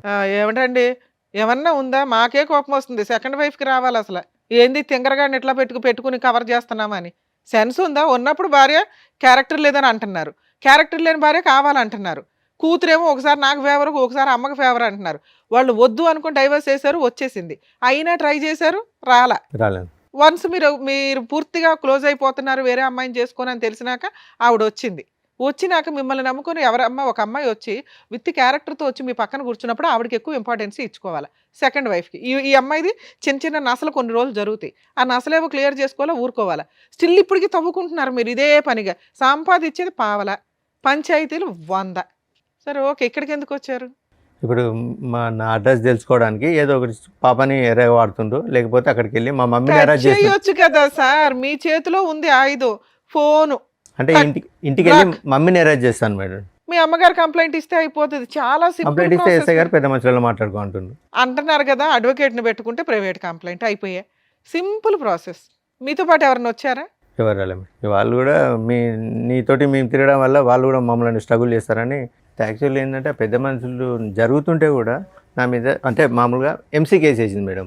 అంటే ఇక్కడ మళ్ళీ పెద్ద మనుషులలో సెటిల్ చేసుకుంటే మళ్ళీ ఎంసీ తిరగాలని నేను ఫీజు కట్టట్లేదు మేడం. సార్ మీతో పాటు ఎవరైనా వచ్చారా? నా రెండో భార్య వచ్చింది మేడం. హలో అండి, మీ పేరు? శ్వేత మేడం. శ్వేత గారు. సో విన్నారు కదండి ఇప్పటివరకు ఆయన చెప్పింది. సో మీరన్నా గట్టిగా ఏదో ఒకటి మాట్లాడొచ్చు కదా. అంటే ఇప్పుడు ఆయనకి కూతురు మీద ప్రేమ ఎక్కువ ఫస్ట్ నుంచి కూడా. నేను ఏం చెప్పినా కానీ వినే సిచ్యువేషన్ లేదు. మీరు బయట నుంచి వచ్చారన్న ఒక ఫీలింగ్ ఒకవేళ నేను ఏమన్నా చెప్పినా అమ్మాయి వచ్చి తండ్రిని కూతుర్ని విడదీసేసింది అని అంటారని నేను ఇప్పుడు వరకు కామ్గా ఉన్నాను. పైగా ఇంకోటి ఏంటంటే, నేను ఒక ఆడపిల్లని, ఆ అమ్మాయి ఒక ఆడపిల్ల, ఫస్ట్ నుంచి బాధలు పడుతూనే ఉంది. అంటే వీళ్ళ పేరెంట్స్ ఆమెను ఈయన కలిసి ఫస్ట్ నుంచి పిల్లల్ని ఇబ్బంది పెడుతూనే ఉన్నది అని చెప్పేసి నేను కూడా సరే మాట్లాడు అని చెప్పేసి ఊరుకున్నాను నేను. ఓకే, ఇంకా కూతురే కదా అని మాట్లాడమని వదిలేశారు. కానీ ఆ అమ్మాయి ఒక్క నిమిషం శ్వేత గారు, ఇప్పుడు ఆ అమ్మాయి ఆ అమ్మాయి యొక్క మెంటల్ స్టేట్ స్టేబుల్గా ఉందని అనుకోవచ్చా? ఎవరు ఇప్పుడు ఓకే ఇతనికి ప్రేమ ఉంది, ఒక నిమిషం నా మాట వినండి, ఈ యుద్ధాలు గొడవలు ఇవన్నీ చూసి ఆ అమ్మాయి ఆల్రెడీ మెంటలీ డిప్రెస్ అయ్యిందేమో అని నాకు అనిపిస్తుంది. ఆ అమ్మాయికి ఒక స్టెబిలిటీ లేదు, స్నేహితులు గీతులు అనేటటువంటి వరదలో కొట్టుకుపోతుంది. రాత్రి అర్ధరాత్రి అనక అపరాత్రి అనక ఇంటికి వస్తుంది. తిట్టినప్పుడు నాన్న గుర్తు వస్తున్నాడు, తిట్టినప్పుడు ఇంట్లో వాళ్ళు నిలదీనప్పుడు ఆ ఇంట్లో ఉంటుంది. నిజంగా ఆ అమ్మాయికి సపోర్టివ్గా ఇతను ముందుకు వెళ్ళాలి అంటే కనుక ఇతని లైఫ్ మీ లైఫ్ మీ కాపురం రిస్క్లో పడుతుంది. నేను అందుకే సార్ ఎస్, ఇప్పుడు ఈరోజు మీరు ఏంటంటే నేను ఒక ఆడపిల్ల గురించి నేను ఎలా మాట్లాడతాను, వచ్చిందంటే సవతి తల్లి వచ్చి సొంత కూతురిని దూరం చేస్తుంది అనేటటువంటి మాట దూరం మాట. ఈరోజు అతను ముందుకు వచ్చి ఫీజు కడతానన్నా, అతను వచ్చి ఆ అమ్మాయి సంరక్షణ తీసుకుంటానన్నా అంత సాఫీగా జరిగేటటువంటి అంశమా? ఫస్ట్ ఆఫ్ ఆల్ ఆ అమ్మాయి వస్తుందా? దామ్మ తలుపులు తీసే రా అంటే ఆ అమ్మాయి వస్తుందా? I don't think so. అక్కడ వాళ్ళ ఇంట్లో గర్జించినప్పుడు, నిలదీసినప్పుడు, ప్రశ్నించినప్పుడు నాన్న అని అంటుంది, ఆ తర్వాత షట్. ఇప్పుడు ఆ అమ్మాయి గురించి ఇతను అంటే తప్పుగా అనుకోకండి, కూతురు మీద ప్రేమ ఉంటే కనుక ఆ యుద్ధం ఇప్పుడు కాదు ఎప్పుడో మొదలవ్వాలి. ఎప్పుడో కూతురు గురించి యుద్ధం అనేది ఎప్పుడో మొదలవ్వాలి, అప్పుడు మొదలవ్వలేదు. ఎప్పుడైతే విడాకులు అయిందో ఆ అమ్మాయి ఎప్పుడైతే ఫోన్ చేసి నాన్న అంటం మొదలుపెట్టిందో, అమ్మో మా నాన్న నా కూతురు అక్కడ నలిగిపోతుంది అనేటటువంటి ఫీలింగ్లో వస్తున్నారు.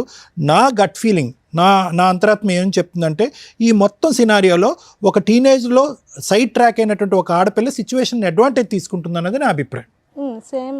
ఇప్పుడు ఆ అమ్మాయి కాదు, ఆ అమ్మాయిని నువ్వే సంరక్షణ చూసుకో, ఆ అమ్మాయిని అమ్మ నువ్వు అక్కడే పెరిగావు, అక్కడే పుట్టావు, అక్కడే మీ అమ్మ దగ్గరే ఇంతకాలం ఉన్నది, నేను చూసింది నా మాత్రమే, ఒక తండ్రిగా నేను నీ మొహం చూసింది నా మాత్రమే, తల్లి అయినా ఎవరైనా అక్కడే నువ్వు చూసుకో అమ్మా అని చెప్పి మీరు వదిలేస్తే కనుక మీ సంసారం బాగుంటుంది. ఇప్పుడు ఏంటంటే ఇతను విడాకులు ఇచ్చాడు, సడన్గా ఇప్పుడు కూతురు సంరక్షణ అనేటువంటి ఆలోచన వచ్చేటప్పటికి 2 పడవల మీద కాలు వేసేటప్పటికి అక్కడ తల్లికి మామకి అగ్గిల మీద గుగ్గిలం అవుతున్నారు, ఈ అమ్మాయిని ట్రాప్ చేస్తున్నారు మీరు అనేటటువంటి ఫీలింగ్తో. అంతే కదా శ్వేత గారు? అదే కదా ఇక్కడ సబ్జెక్టు.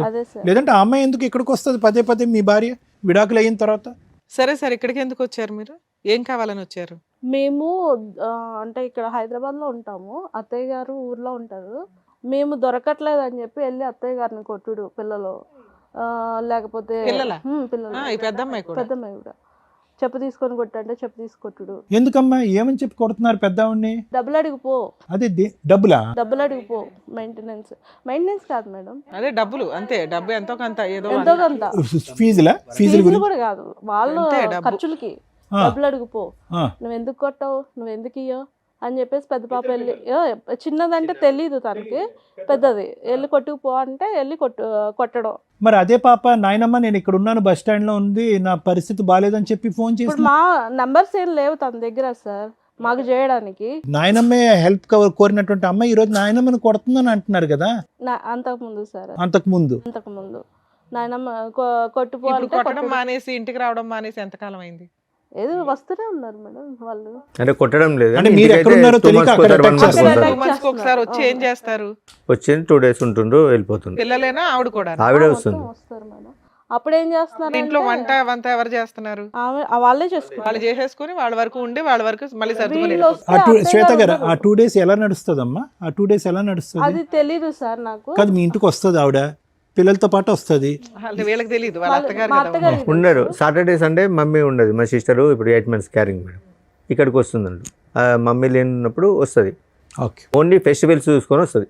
ఓకే. ఆ టైంలో మీ అమ్మగారు ఎక్కడ ఉంటారు? సిస్టర్ దగ్గరకు వస్తుంది. లేదంటే ఉన్న ఊర్లోనే అమ్మమ్మ వాళ్ళ ఇంటికాడ ఉంటారు. ఇల్లు ఎంత వాల్యూ చేస్తుంది? ఎవరి పేరు మీద ఉంది? మా ఫాదర్, మా మమ్మీ పేరు మీద. ఎంత వాల్యూ చేస్తుందండి? అప్రాక్సిమేట్లీ ఒక 6-7 lakhs. సరే సార్, మీకు ఈ హెరాస్మెంట్లు ఇవి ఉన్నాయి, ఏం చేస్తే బెటర్, ఎలా వెళ్తే బెటర్? ఓకే. అది సార్ పాప ఒకసారి మాట్లాడి అసలు ఆ సిచ్యువేషన్ ఏంటి, వస్తే మా దగ్గర ఉంటే మంచిగా ఉండి వాళ్ళకి మాకు సంబంధం లేదు, నేను మా డాడీతో ఉంటాను అంటే తీసుకుంటాం, లేదు నేను అక్కడే ఉంటాను అని అంటే పర్మనెంట్ సెటిల్మెంట్ చేసేసుకుందాం, వాళ్ళకి మాకు సంబంధం లేకుండా. అది సార్. ఇప్పుడు ఎందుకంటే ఇవన్నీ విషయాలు అక్కడ విలేజ్లో దాచిపెడుతున్నారు.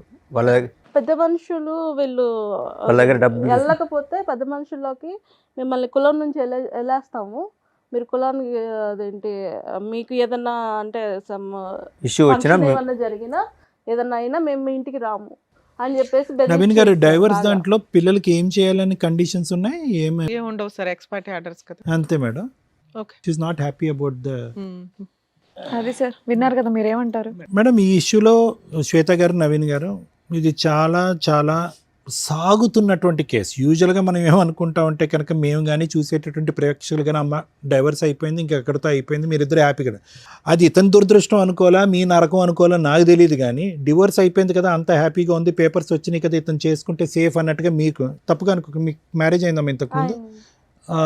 అది అయిపోయి అదంతా క్లోజ్ అయిపోయింది, అదంతా హ్యాపీగానే ఉంది, మీ సైడ్ ఏం ట్రబుల్ లేదు, మీకు అక్కడి నుంచి ఏం చిల్డ్రన్ లేరు మీకు. ఓకే, ఇప్పుడు ఏంటంటే అందరికంటే ఇక్కడ అన్నిటికంటే నాకు చూడవలసింది బాధగా ఎవరికి ఉందంటే మీ గురించి నాకు బాధగా ఉంది శ్వేత గారు. ఆల్మోస్ట్ ఇది 2.5 years బట్టి మీరు సఫర్ అవుతున్నారు కదా, 2 years బట్టి 2 years బట్టి సఫర్ అవుతున్నారు. అంతా క్లోజ్ అయింది కదా, హ్యాపీగా ఉందాం, నాకంటూ ఏ రెస్పాన్సిబిలిటీ లేదు, ఇతనితో కొత్త జీవితం ప్రారంభిద్దాం అంటే కనుక డివోర్స్ అయిపోయినటువంటి పెళ్ళం వచ్చి భార్య వచ్చి ఇప్పటికీ కూడా ఇబ్బంది పెట్టేటటువంటి దురదృష్టకరమైన పరిస్థితి చాలా రేర్గా చూస్తాం. నా వరకు అయితే లాయర్ మేడం చాలా చూసుంటారు కానీ చాలా రేర్గా చూస్తాం. అయితే ఇదేంటంటే ఇక్కడ తప్పుగా అనుకోకండి అమ్మ, ఇక్కడ నవీన్ గారిది కూడా తప్పు ఉంది శ్వేత గారు. ఇక్కడ ఏంటంటే కర్ర ఎరగదు పాము చావదు అన్నట్టుగా ఈ దరిద్రంగా ఇంత అంటే ఎంత దరిద్రంగా ఉందంటే ఇది ఒక పక్క నుంచి పిల్లలు నాశనం అయిపోతున్నారు. ఆ అమ్మాయిలు ఇద్దరు కూడా వాళ్ళ మెంటాలిటీ ఏంటి, వాళ్ళ వ్యక్తిత్వాలు ఏంటి, వాళ్ళు చదువుకుంటున్నారా లేదంటే ఆస్తుల గురించి పోరాడుతున్నారా, దండయాత్ర చేస్తున్నారా, నాయనమ్మ ఇంటి మీద దండయాత్ర చేస్తున్నారా, లేదంటే దొరికితే మీ ఇళ్ళ మీద దండయాత్ర చేస్తున్నారా, అక్కడ తల్లి మామయ్యతో చేతులు కలిపి ఈరోజు వాళ్ళ జీవితాలు ఎటుపోతున్నాయి అనేటువంటి గత్తెప్పినటువంటి పరిస్థితిలో వాళ్ళు ఉన్నారు ఈరోజు. ఎందుకు ఈరోజు నవీన్ గారు ఇప్పుడు ఎందుకంటే ఆవిడతో మనం మాట్లాడలేదు, ఆవిడ ఉద్దేశం ఏంటి, ఆవిడ ఎవరితో ఎటువంటి సంబంధం పెట్టుకుంది అనేటటువంటి అంశం ఈరోజు ఇతను చెప్పినటువంటి దాన్ని బట్టి మనం వీ కెనాట్ డిక్లేర్ చేయటం కూడా కాదు. ఆవిడతో మాట్లాడదామని ప్రయత్నం చేసేటప్పటికి ఆవిడ ఫోన్ మాట్లాడటానికి అంగీకరించలేదు. ఇక నవీన్ గారిని ఎందుకు నేను తప్పుపడుతున్నాను అంటే 3 అంశాలు. ఒకటి తాగుడు, ఆవిడకి ఎక్కడో నమ్మకం పోయింది. ఓకే సరే, ఆవిడ వెళ్ళిపోయిన తర్వాత తాగాడా ముందు ఉన్నప్పుడు తాగాడా అనేటటువంటిది ఒకటి, అది చిన్న అంశం వేశారు, ఇప్పుడు మానేశాను కదా ఇప్పుడు ఏం తాగట్లేదని మీరు అంటారు, అది పక్కన పెట్టండి. రెండోది ఏంటంటే బాధ్యత. ఆవిడ ఏంటంటే మొదటి నుంచి ఇతను పని చేయాలి, ఇది చేయాలి, అది చేయాలంది. మూడో అంశం ఏంటంటే కనుక ఈ నాంచుడు ధోరణి ఏదైతే ఉందో ఆవిడ నాంచిందా ఇతను నాంచాడు అనేది కాదు. వీళ్ళిద్దరూ 2008 పెళ్ళయిన తర్వాత 2023లోనో 22లోనో డైవర్స్ వచ్చిందండి. 22లో సార్, 22లో డైవర్స్ వచ్చింది. అదో 2 ఇదో 2 అంటే దగ్గర 14 సంవత్సరాల పాటు వీళ్ళు కొట్టుకుంటూనే ఉన్నారు. పెళ్లి చేసుకుని పట్టుమని 1-2 సంవత్సరాలు కూడా హ్యాపీగా లేరు, కొట్టుకుంటూనే ఉన్నారు. ఒకసారి ఆవిడ కాంప్రమైజ్ అయితే ఒకసారి ఇతను కాంప్రమైజ్ అవుతారు. ఏది ప్యారలల్గా ఇతను చెప్పినప్పుడు ఏది ఆవిడకి 2013-14 నుంచి ప్యారలల్గా ఇంకొక వ్యక్తితో సంబంధం ఉంది అనేటటువంటిది తెలిసినట్టు కూడా ఆవిడ ఇతని లెక్క ప్రకారం చెప్పిన లెక్క ప్రకారం అక్కడ ఒక గర్భం దాలుస్తుంది, ఆ గర్భాన్ని తీసేస్తుంది, ఆ ప్రెగ్నెన్సీ ఆవిడ అబార్ట్ చేసుకుంటుంది. ఇతనితో ఒకసారి సంసారం చేస్తుంది, ఆ ప్రెగ్నెన్సీ తీస్తుంది, మళ్ళీ ఇంకో పాపను కంటది. అంటే ఈ కన్ఫ్యూజన్లో ఎక్కడో చోట నవీన్ గారు బలంగా నిలబడి ఇతను ఏంటంటే కనుక ఎక్కడ బహుశా ఆ డబ్బులు ఇవ్వాల్సి వస్తుంది, ఆ మెయింటెనెన్స్ ఇవ్వాల్సి వస్తుంది అనేటటువంటి ఆలోచనతో ఏంటో అతను బ్యాక్గ్రౌండ్లో లీగల్గా ఉండేటటువంటి థాట్ ఏంటో నాకు తెలియదు, కానీ ఎప్పుడూ కూడా అతను నాకు ఈవిడ వద్దు, ఈవిడతో నేను సంసారం చేయను, కాపురం చేయను అనేటటువంటి పరిస్థితి వచ్చుంటే కనుక ఈరోజు ఆ ఆడపిల్లలు పుట్టకుండా అంటే రెండో ఆడపిల్ల పుట్టకుండా అయినా ఉండుండేదమ్మా. ఎందుకంటే వీళ్ళిద్దరి మధ్యన కొద్దో గొప్ప హ్యాపీగా ఉన్న టైంలో పెద్ద ఆడపిల్ల పుట్టేస్తుంది. ఓకే, కానీ వీళ్ళిద్దరి యొక్క డైనమిక్స్ ఎప్పుడు కూడా బ్యాలెన్స్డ్గా లేవు. ఇతను ఫైనాన్షియల్ రీజన్తోనో ఇంకో బాధ్యత తీసుకుంటుందో లేదంటే పిండి ఆరేస్తుందో డబ్బులు ఇవ్వాల్సిన ఉద్దేశంతో తూతూ మంత్రంగా ఆ అమ్మాయిని మళ్ళీ జీవితంలో పిలుచుకున్నాడు. అనవసరం రెండో బిడ్డ పుట్టింది కదమ్మా. అంటే కేవలం ఆ అమ్మాయి ఇతను చెప్పినటువంటి విధంగా ఏంటంటే ఆ అమ్మాయికి బ్యాలెన్స్ లేదు. ఒక పక్క నుంచి బయట బాయ్ ఫ్రెండ్, ఇంట్లో హస్బెండ్, ఈ హస్బెండ్ కావాలి, బాయ్ ఫ్రెండ్ కావాలి, అతనితో ఒకసారి ఇతనితో ఒకసారి అనేటటువంటి విధంగా ఇతను చెప్పిన మాటలు బట్టి ఆ అమ్మాయితో మనం మాట్లాడలేం. ఇతను ఏంటంటే కనుక ఎక్కడ ఈవిడ్ని వదిలించుకుంటే కనుక ఎక్కడ ఫైనాన్షియల్ బర్డెన్ పడుతుంది, లేదంటే ఎక్కడ కోర్టుల చుట్టూ తిరగాలన్న ఉద్దేశంతో వీళ్ళు స్వార్థంతో ఇంకో బిడ్డను కనేసారుగా ఈరోజు.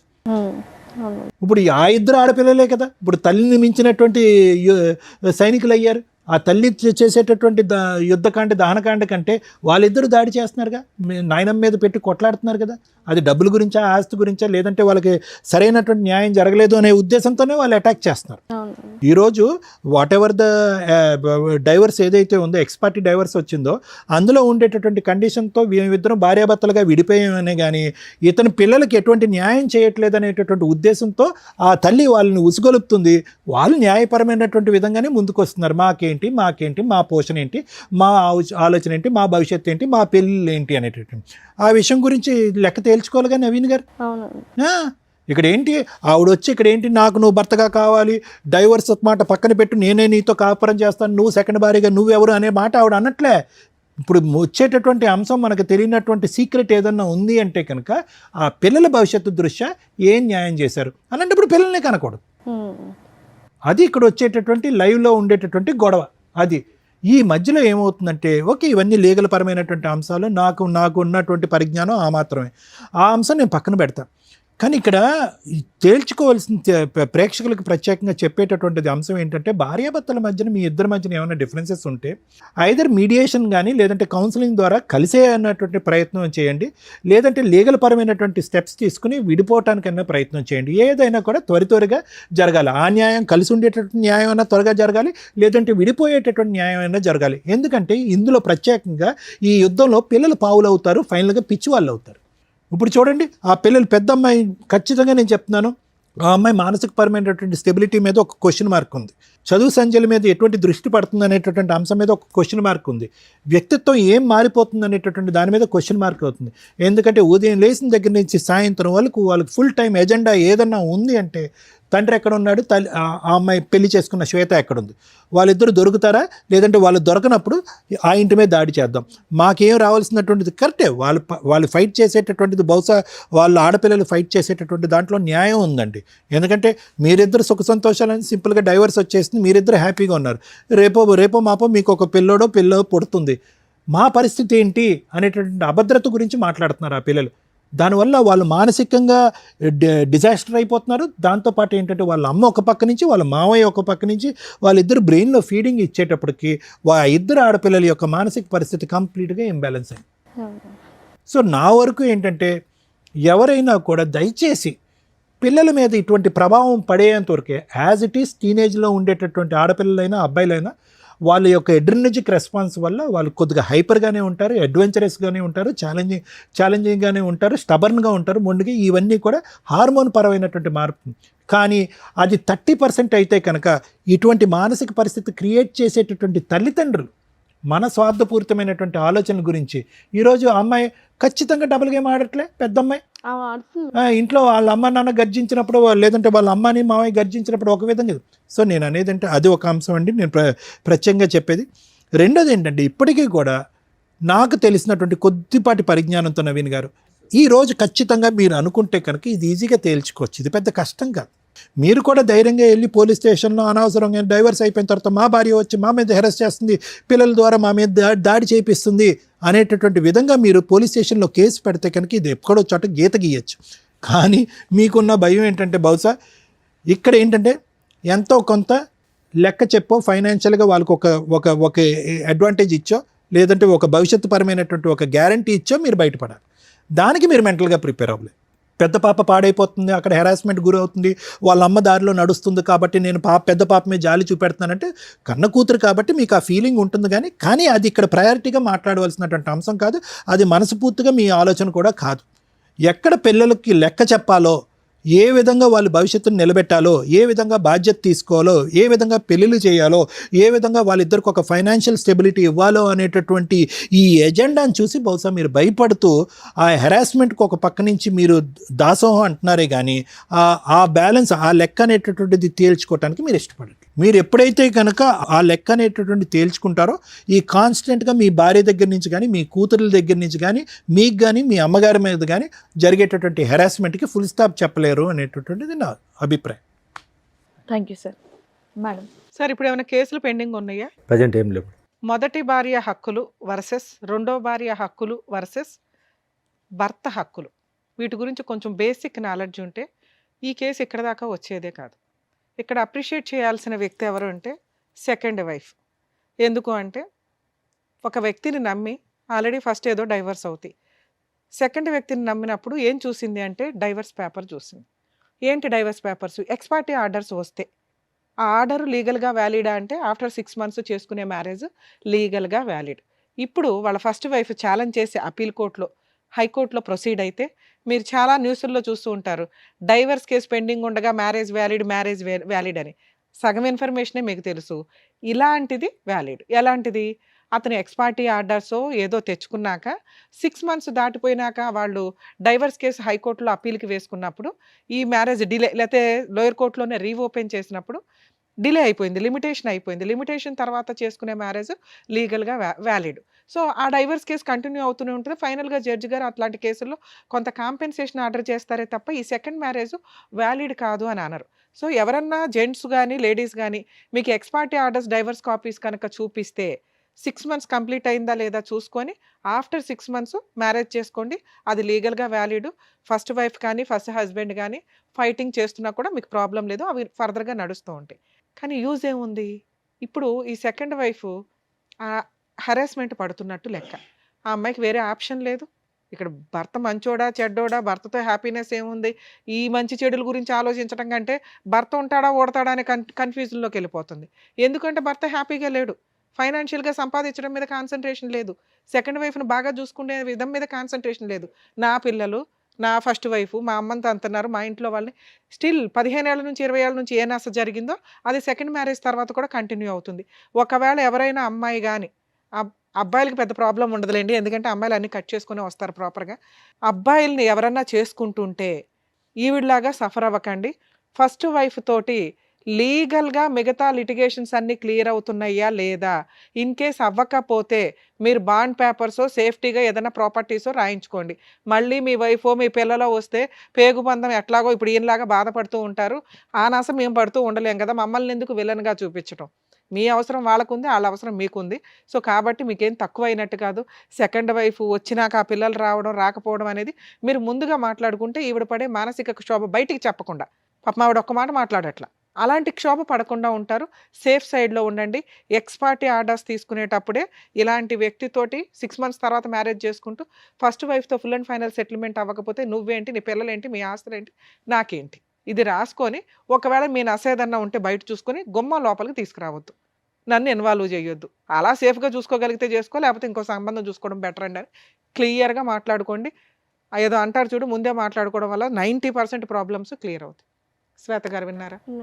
సో, మీరు ఇరుక్కుపోయారు. సో, మీలాగా కొంతమంది సఫర్ అవ్వకుండా ఉండడానికి ఈ రోజున మీరు ఇక్కడి దాకా వచ్చి మాట్లాడడం అనేది కొంత సేఫ్ సైడ్ అని నా ఉద్దేశం. First wife rights versus husband వీటి గురించి మాట్లాడదాం ఇప్పుడు. ఫస్ట్ వైఫ్ ఇద్దరు పిల్లలుండి అసలు పిల్లలున్న కేసుల్లో నిజంగా వీళ్ళిద్దరూ చాలా పాపం మూటగట్టుకున్నారు.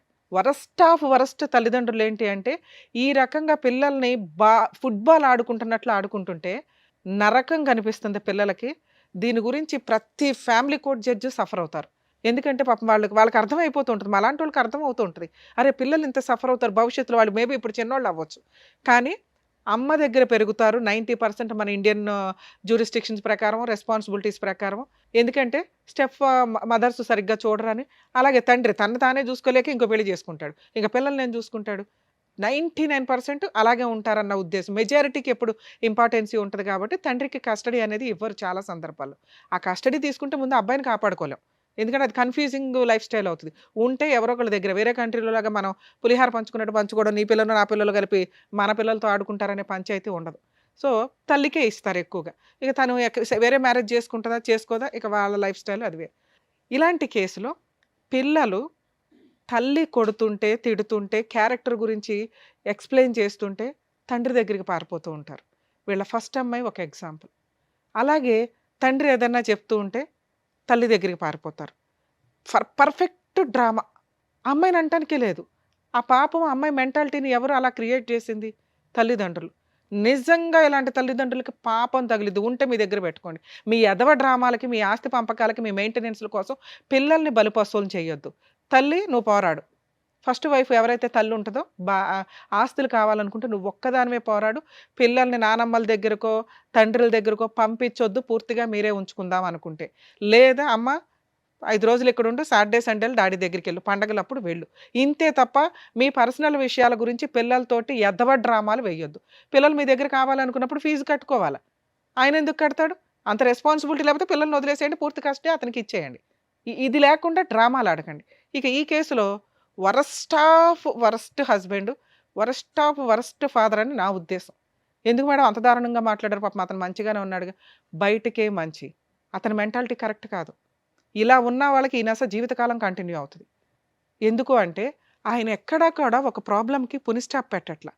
వరస్ట్ కొడుకు కూడా ఇంకా దారుణం ఏంటంటే ఎందుకు ఇప్పుడు ఆయనతోటే మాట్లాడి తెలుసుకుందాం. మీలాంటి వాళ్ళని ఈ మధ్య కోర్టుల్లో చూస్తున్నాం. భార్యకి మెయింటెనెన్స్ కట్టొద్దు. నేను ఆ విషయానికి 100% సపోర్ట్ చేస్తాను. ఎందుకంటే మీ ఇద్దరు గట్టిగా 10 రోజులు కాపురాలు చేస్తారు, బయటికి వెళ్ళిపోయి మెయింటెనెన్స్లని జెంట్స్ని జలగల్లాగా పీకు తింటున్న మహిళలు బోలుమంది ఉన్నారు. వాళ్ళు నా దృష్టిలో నేను చాలా ఇబ్బందిగా అనుకుంటాను. ఆ మాట అనటం బాగుండదు. కానీ జాబులు చేసుకోవాలా, ఇండివిజువల్గా బతకాలా, కుదిరితే ఫుల్ అండ్ ఫైనల్ సెటిల్మెంట్ చేసుకోవాలా, లేదా భర్తతో కలిసి సర్దుకుపోవాలా. భర్త ఎందుకు పోషించాలి? నువ్వు కూడా పోషించవచ్చు. చదువుకుంటున్నావు, జాబులు చేస్తున్నావు, కుటుంబాన్ని లేడీస్ కూడా పోషించవచ్చు అనేది నా ఉద్దేశం. ఎప్పుడు మంచి భర్త అయితే. మీరు ఎక్కడ మంచి భర్త? ఏమయ్యా నీ శాలరీ ఎంత అంటే, మేడం మా ఆవిడకి అక్రమ సంబంధం ఉంది అందుకే సరిగ్గా చేయలే. సరే అక్రమ సంబంధం వదిలేయచ్చు కదండి, బాబు పిల్లలు ఉన్నారు కావాలి. ఎప్పుడైతే అక్రమ సంబంధం ఉంది అన్నావో ఆవిడొద్దు మనకి. ఎందుకంటే అలాంటి క్యారెక్టర్లెస్ అనే అమ్మాయిని ఇంట్లోకి తెచ్చి నువ్వు ఏ రకంగా పడుకుంటావు, ఏ రకంగా ఇంకో పిల్లని కంటావు? నీ క్యారెక్టరే లేదు కదా.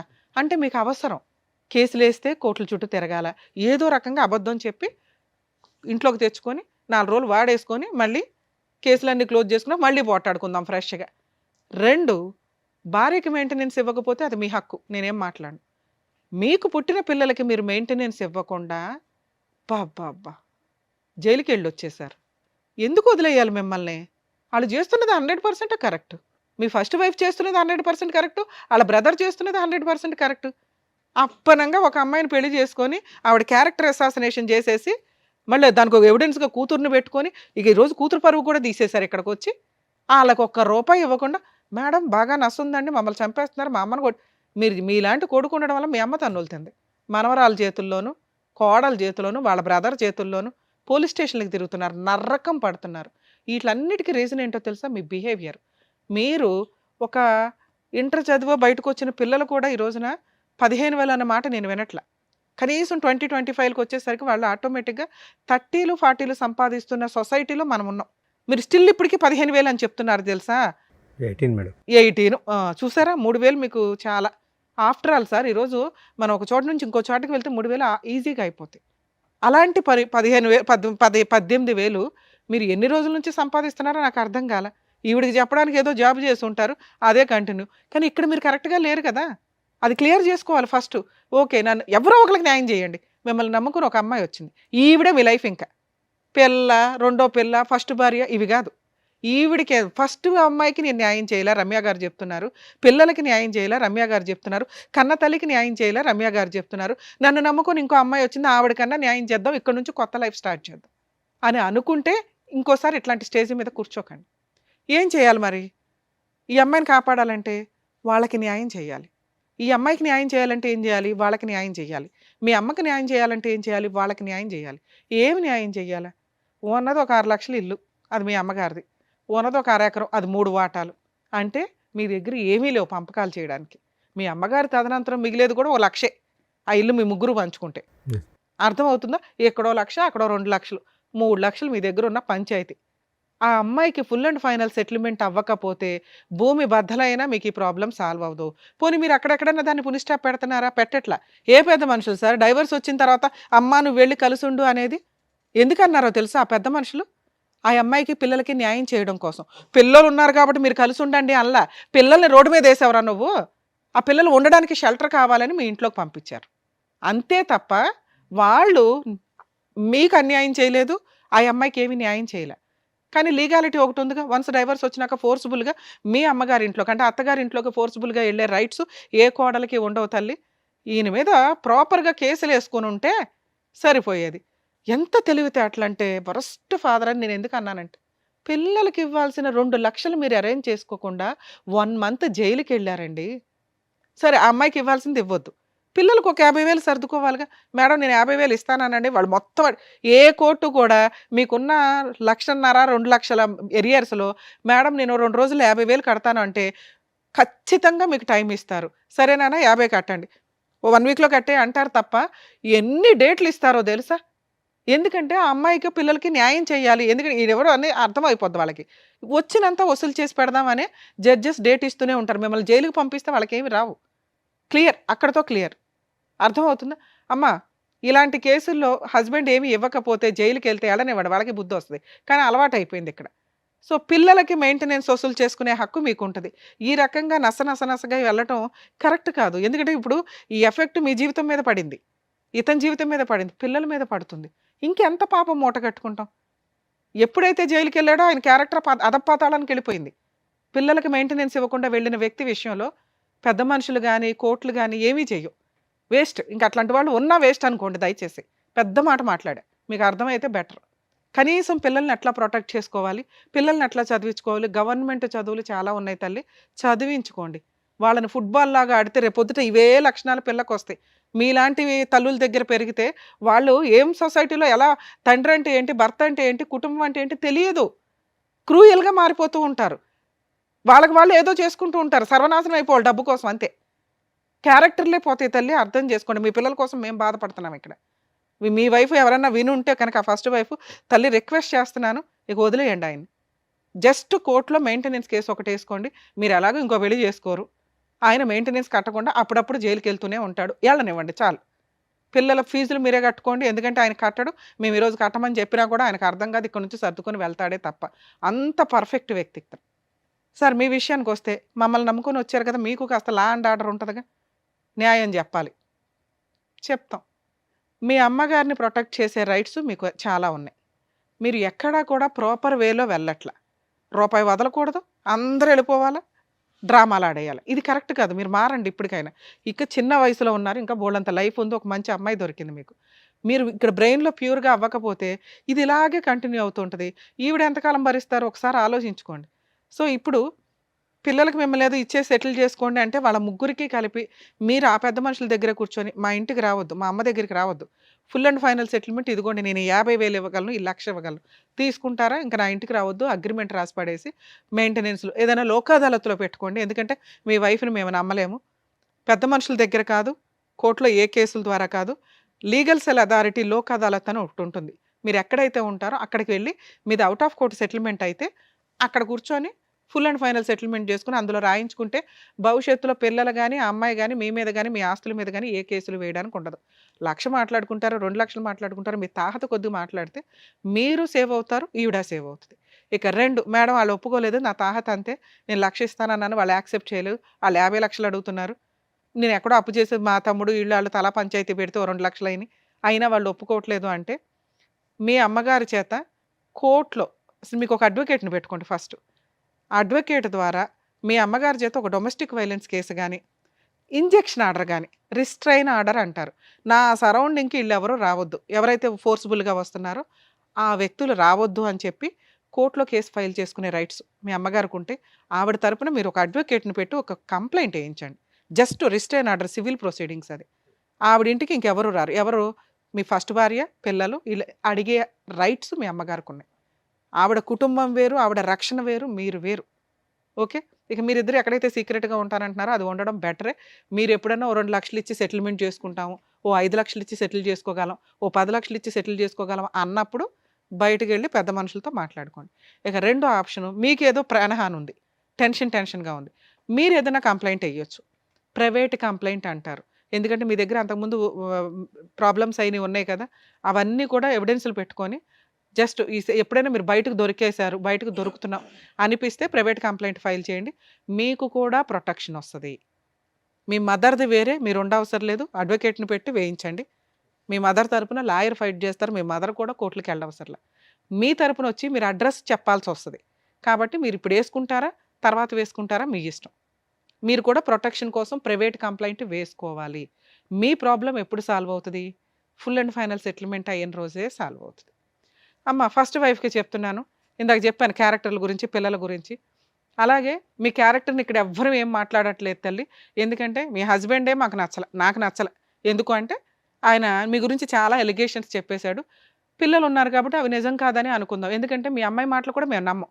మీ కూతురే వచ్చి చెప్పిందండి, ఆయన దగ్గర ప్రాపర్ ఎవిడెన్స్ లేవు, మీ ఆయనే నమ్మాడు నిన్ను. మా ఆవిడ మంచిదండి అనే నీతో ఇంకోసారి పిల్లలకి అన్నాడు. సో మీ పిల్లలు ఉన్న కేసుల్లో మీ క్యారెక్టర్ని మేము ఇక్కడ ఎవ్వరూ మాట్లాడట్లా. మీరు క్యారెక్టర్ లెస్సా, అబ్బాయితో అక్రమ సంబంధాలు ఉన్నాయా లేదా అని. మీ కూతురు చెప్పింది కూడా మేము నమ్మట్లేదమ్మా. ఎందుకంటే ఆ అమ్మాయి మైనరు, అలాగే ఆ అమ్మాయి చాలా అబద్ధాలు, అక్కడ మాటలు ఇక్కడ, ఇక్కడ మాటలు అక్కడ, ఎంటర్టైన్ అవ్వడం కోసం చెప్తుంది.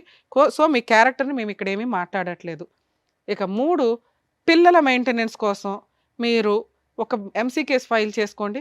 ఆయన దొరికితే జైలుకి వెళ్తూ ఉంటాడు. ఇట్లాంటివి ఆయన్ని జైలుకి పంపించడానికే మీరు చూసుకుంటూ ఉండండి ఆ ఎంసీ ద్వారా, లేదా అప్పుడు ఫుల్ అండ్ ఫైనల్ సెటిల్మెంట్ చేసుకుంటాడు. దయచేసి అత్తగారి దగ్గరికి వెళ్ళకండి అమ్మా, ఎందుకంటే ఆవిడే ముసలావిడ. ఎందుకు ఇవన్నీ ఇప్పటికే బోళ్ళంత ఏమో చేస్తే ఇవన్నీ కష్టాలు వస్తున్నట్టు లెక్క, అవి పిల్లలకి ఇబ్బంది కూడా అవుతున్నాయి. ఇది నా personal request madam. Thank you madam. So అదండి, సో మేడం చెప్పింది మీకు క్లియర్గా అర్థమైంది అనుకుంటాను. సో చెప్పినట్టుగా చేయండి అండ్ మీరు కూడా జాగ్రత్త. Thank you. Thank you. So thank you so much sir. Thank you so much madam. Naveen Kumar గారు ఆయన సమస్య చెప్పుకోవడానికి వచ్చారు. ఏం చేస్తే బాగుంటుందని చెప్పినందుకు థ్యాంక్ యూ సో మచ్. మరో కథతో మళ్ళీ కలుద్దాం.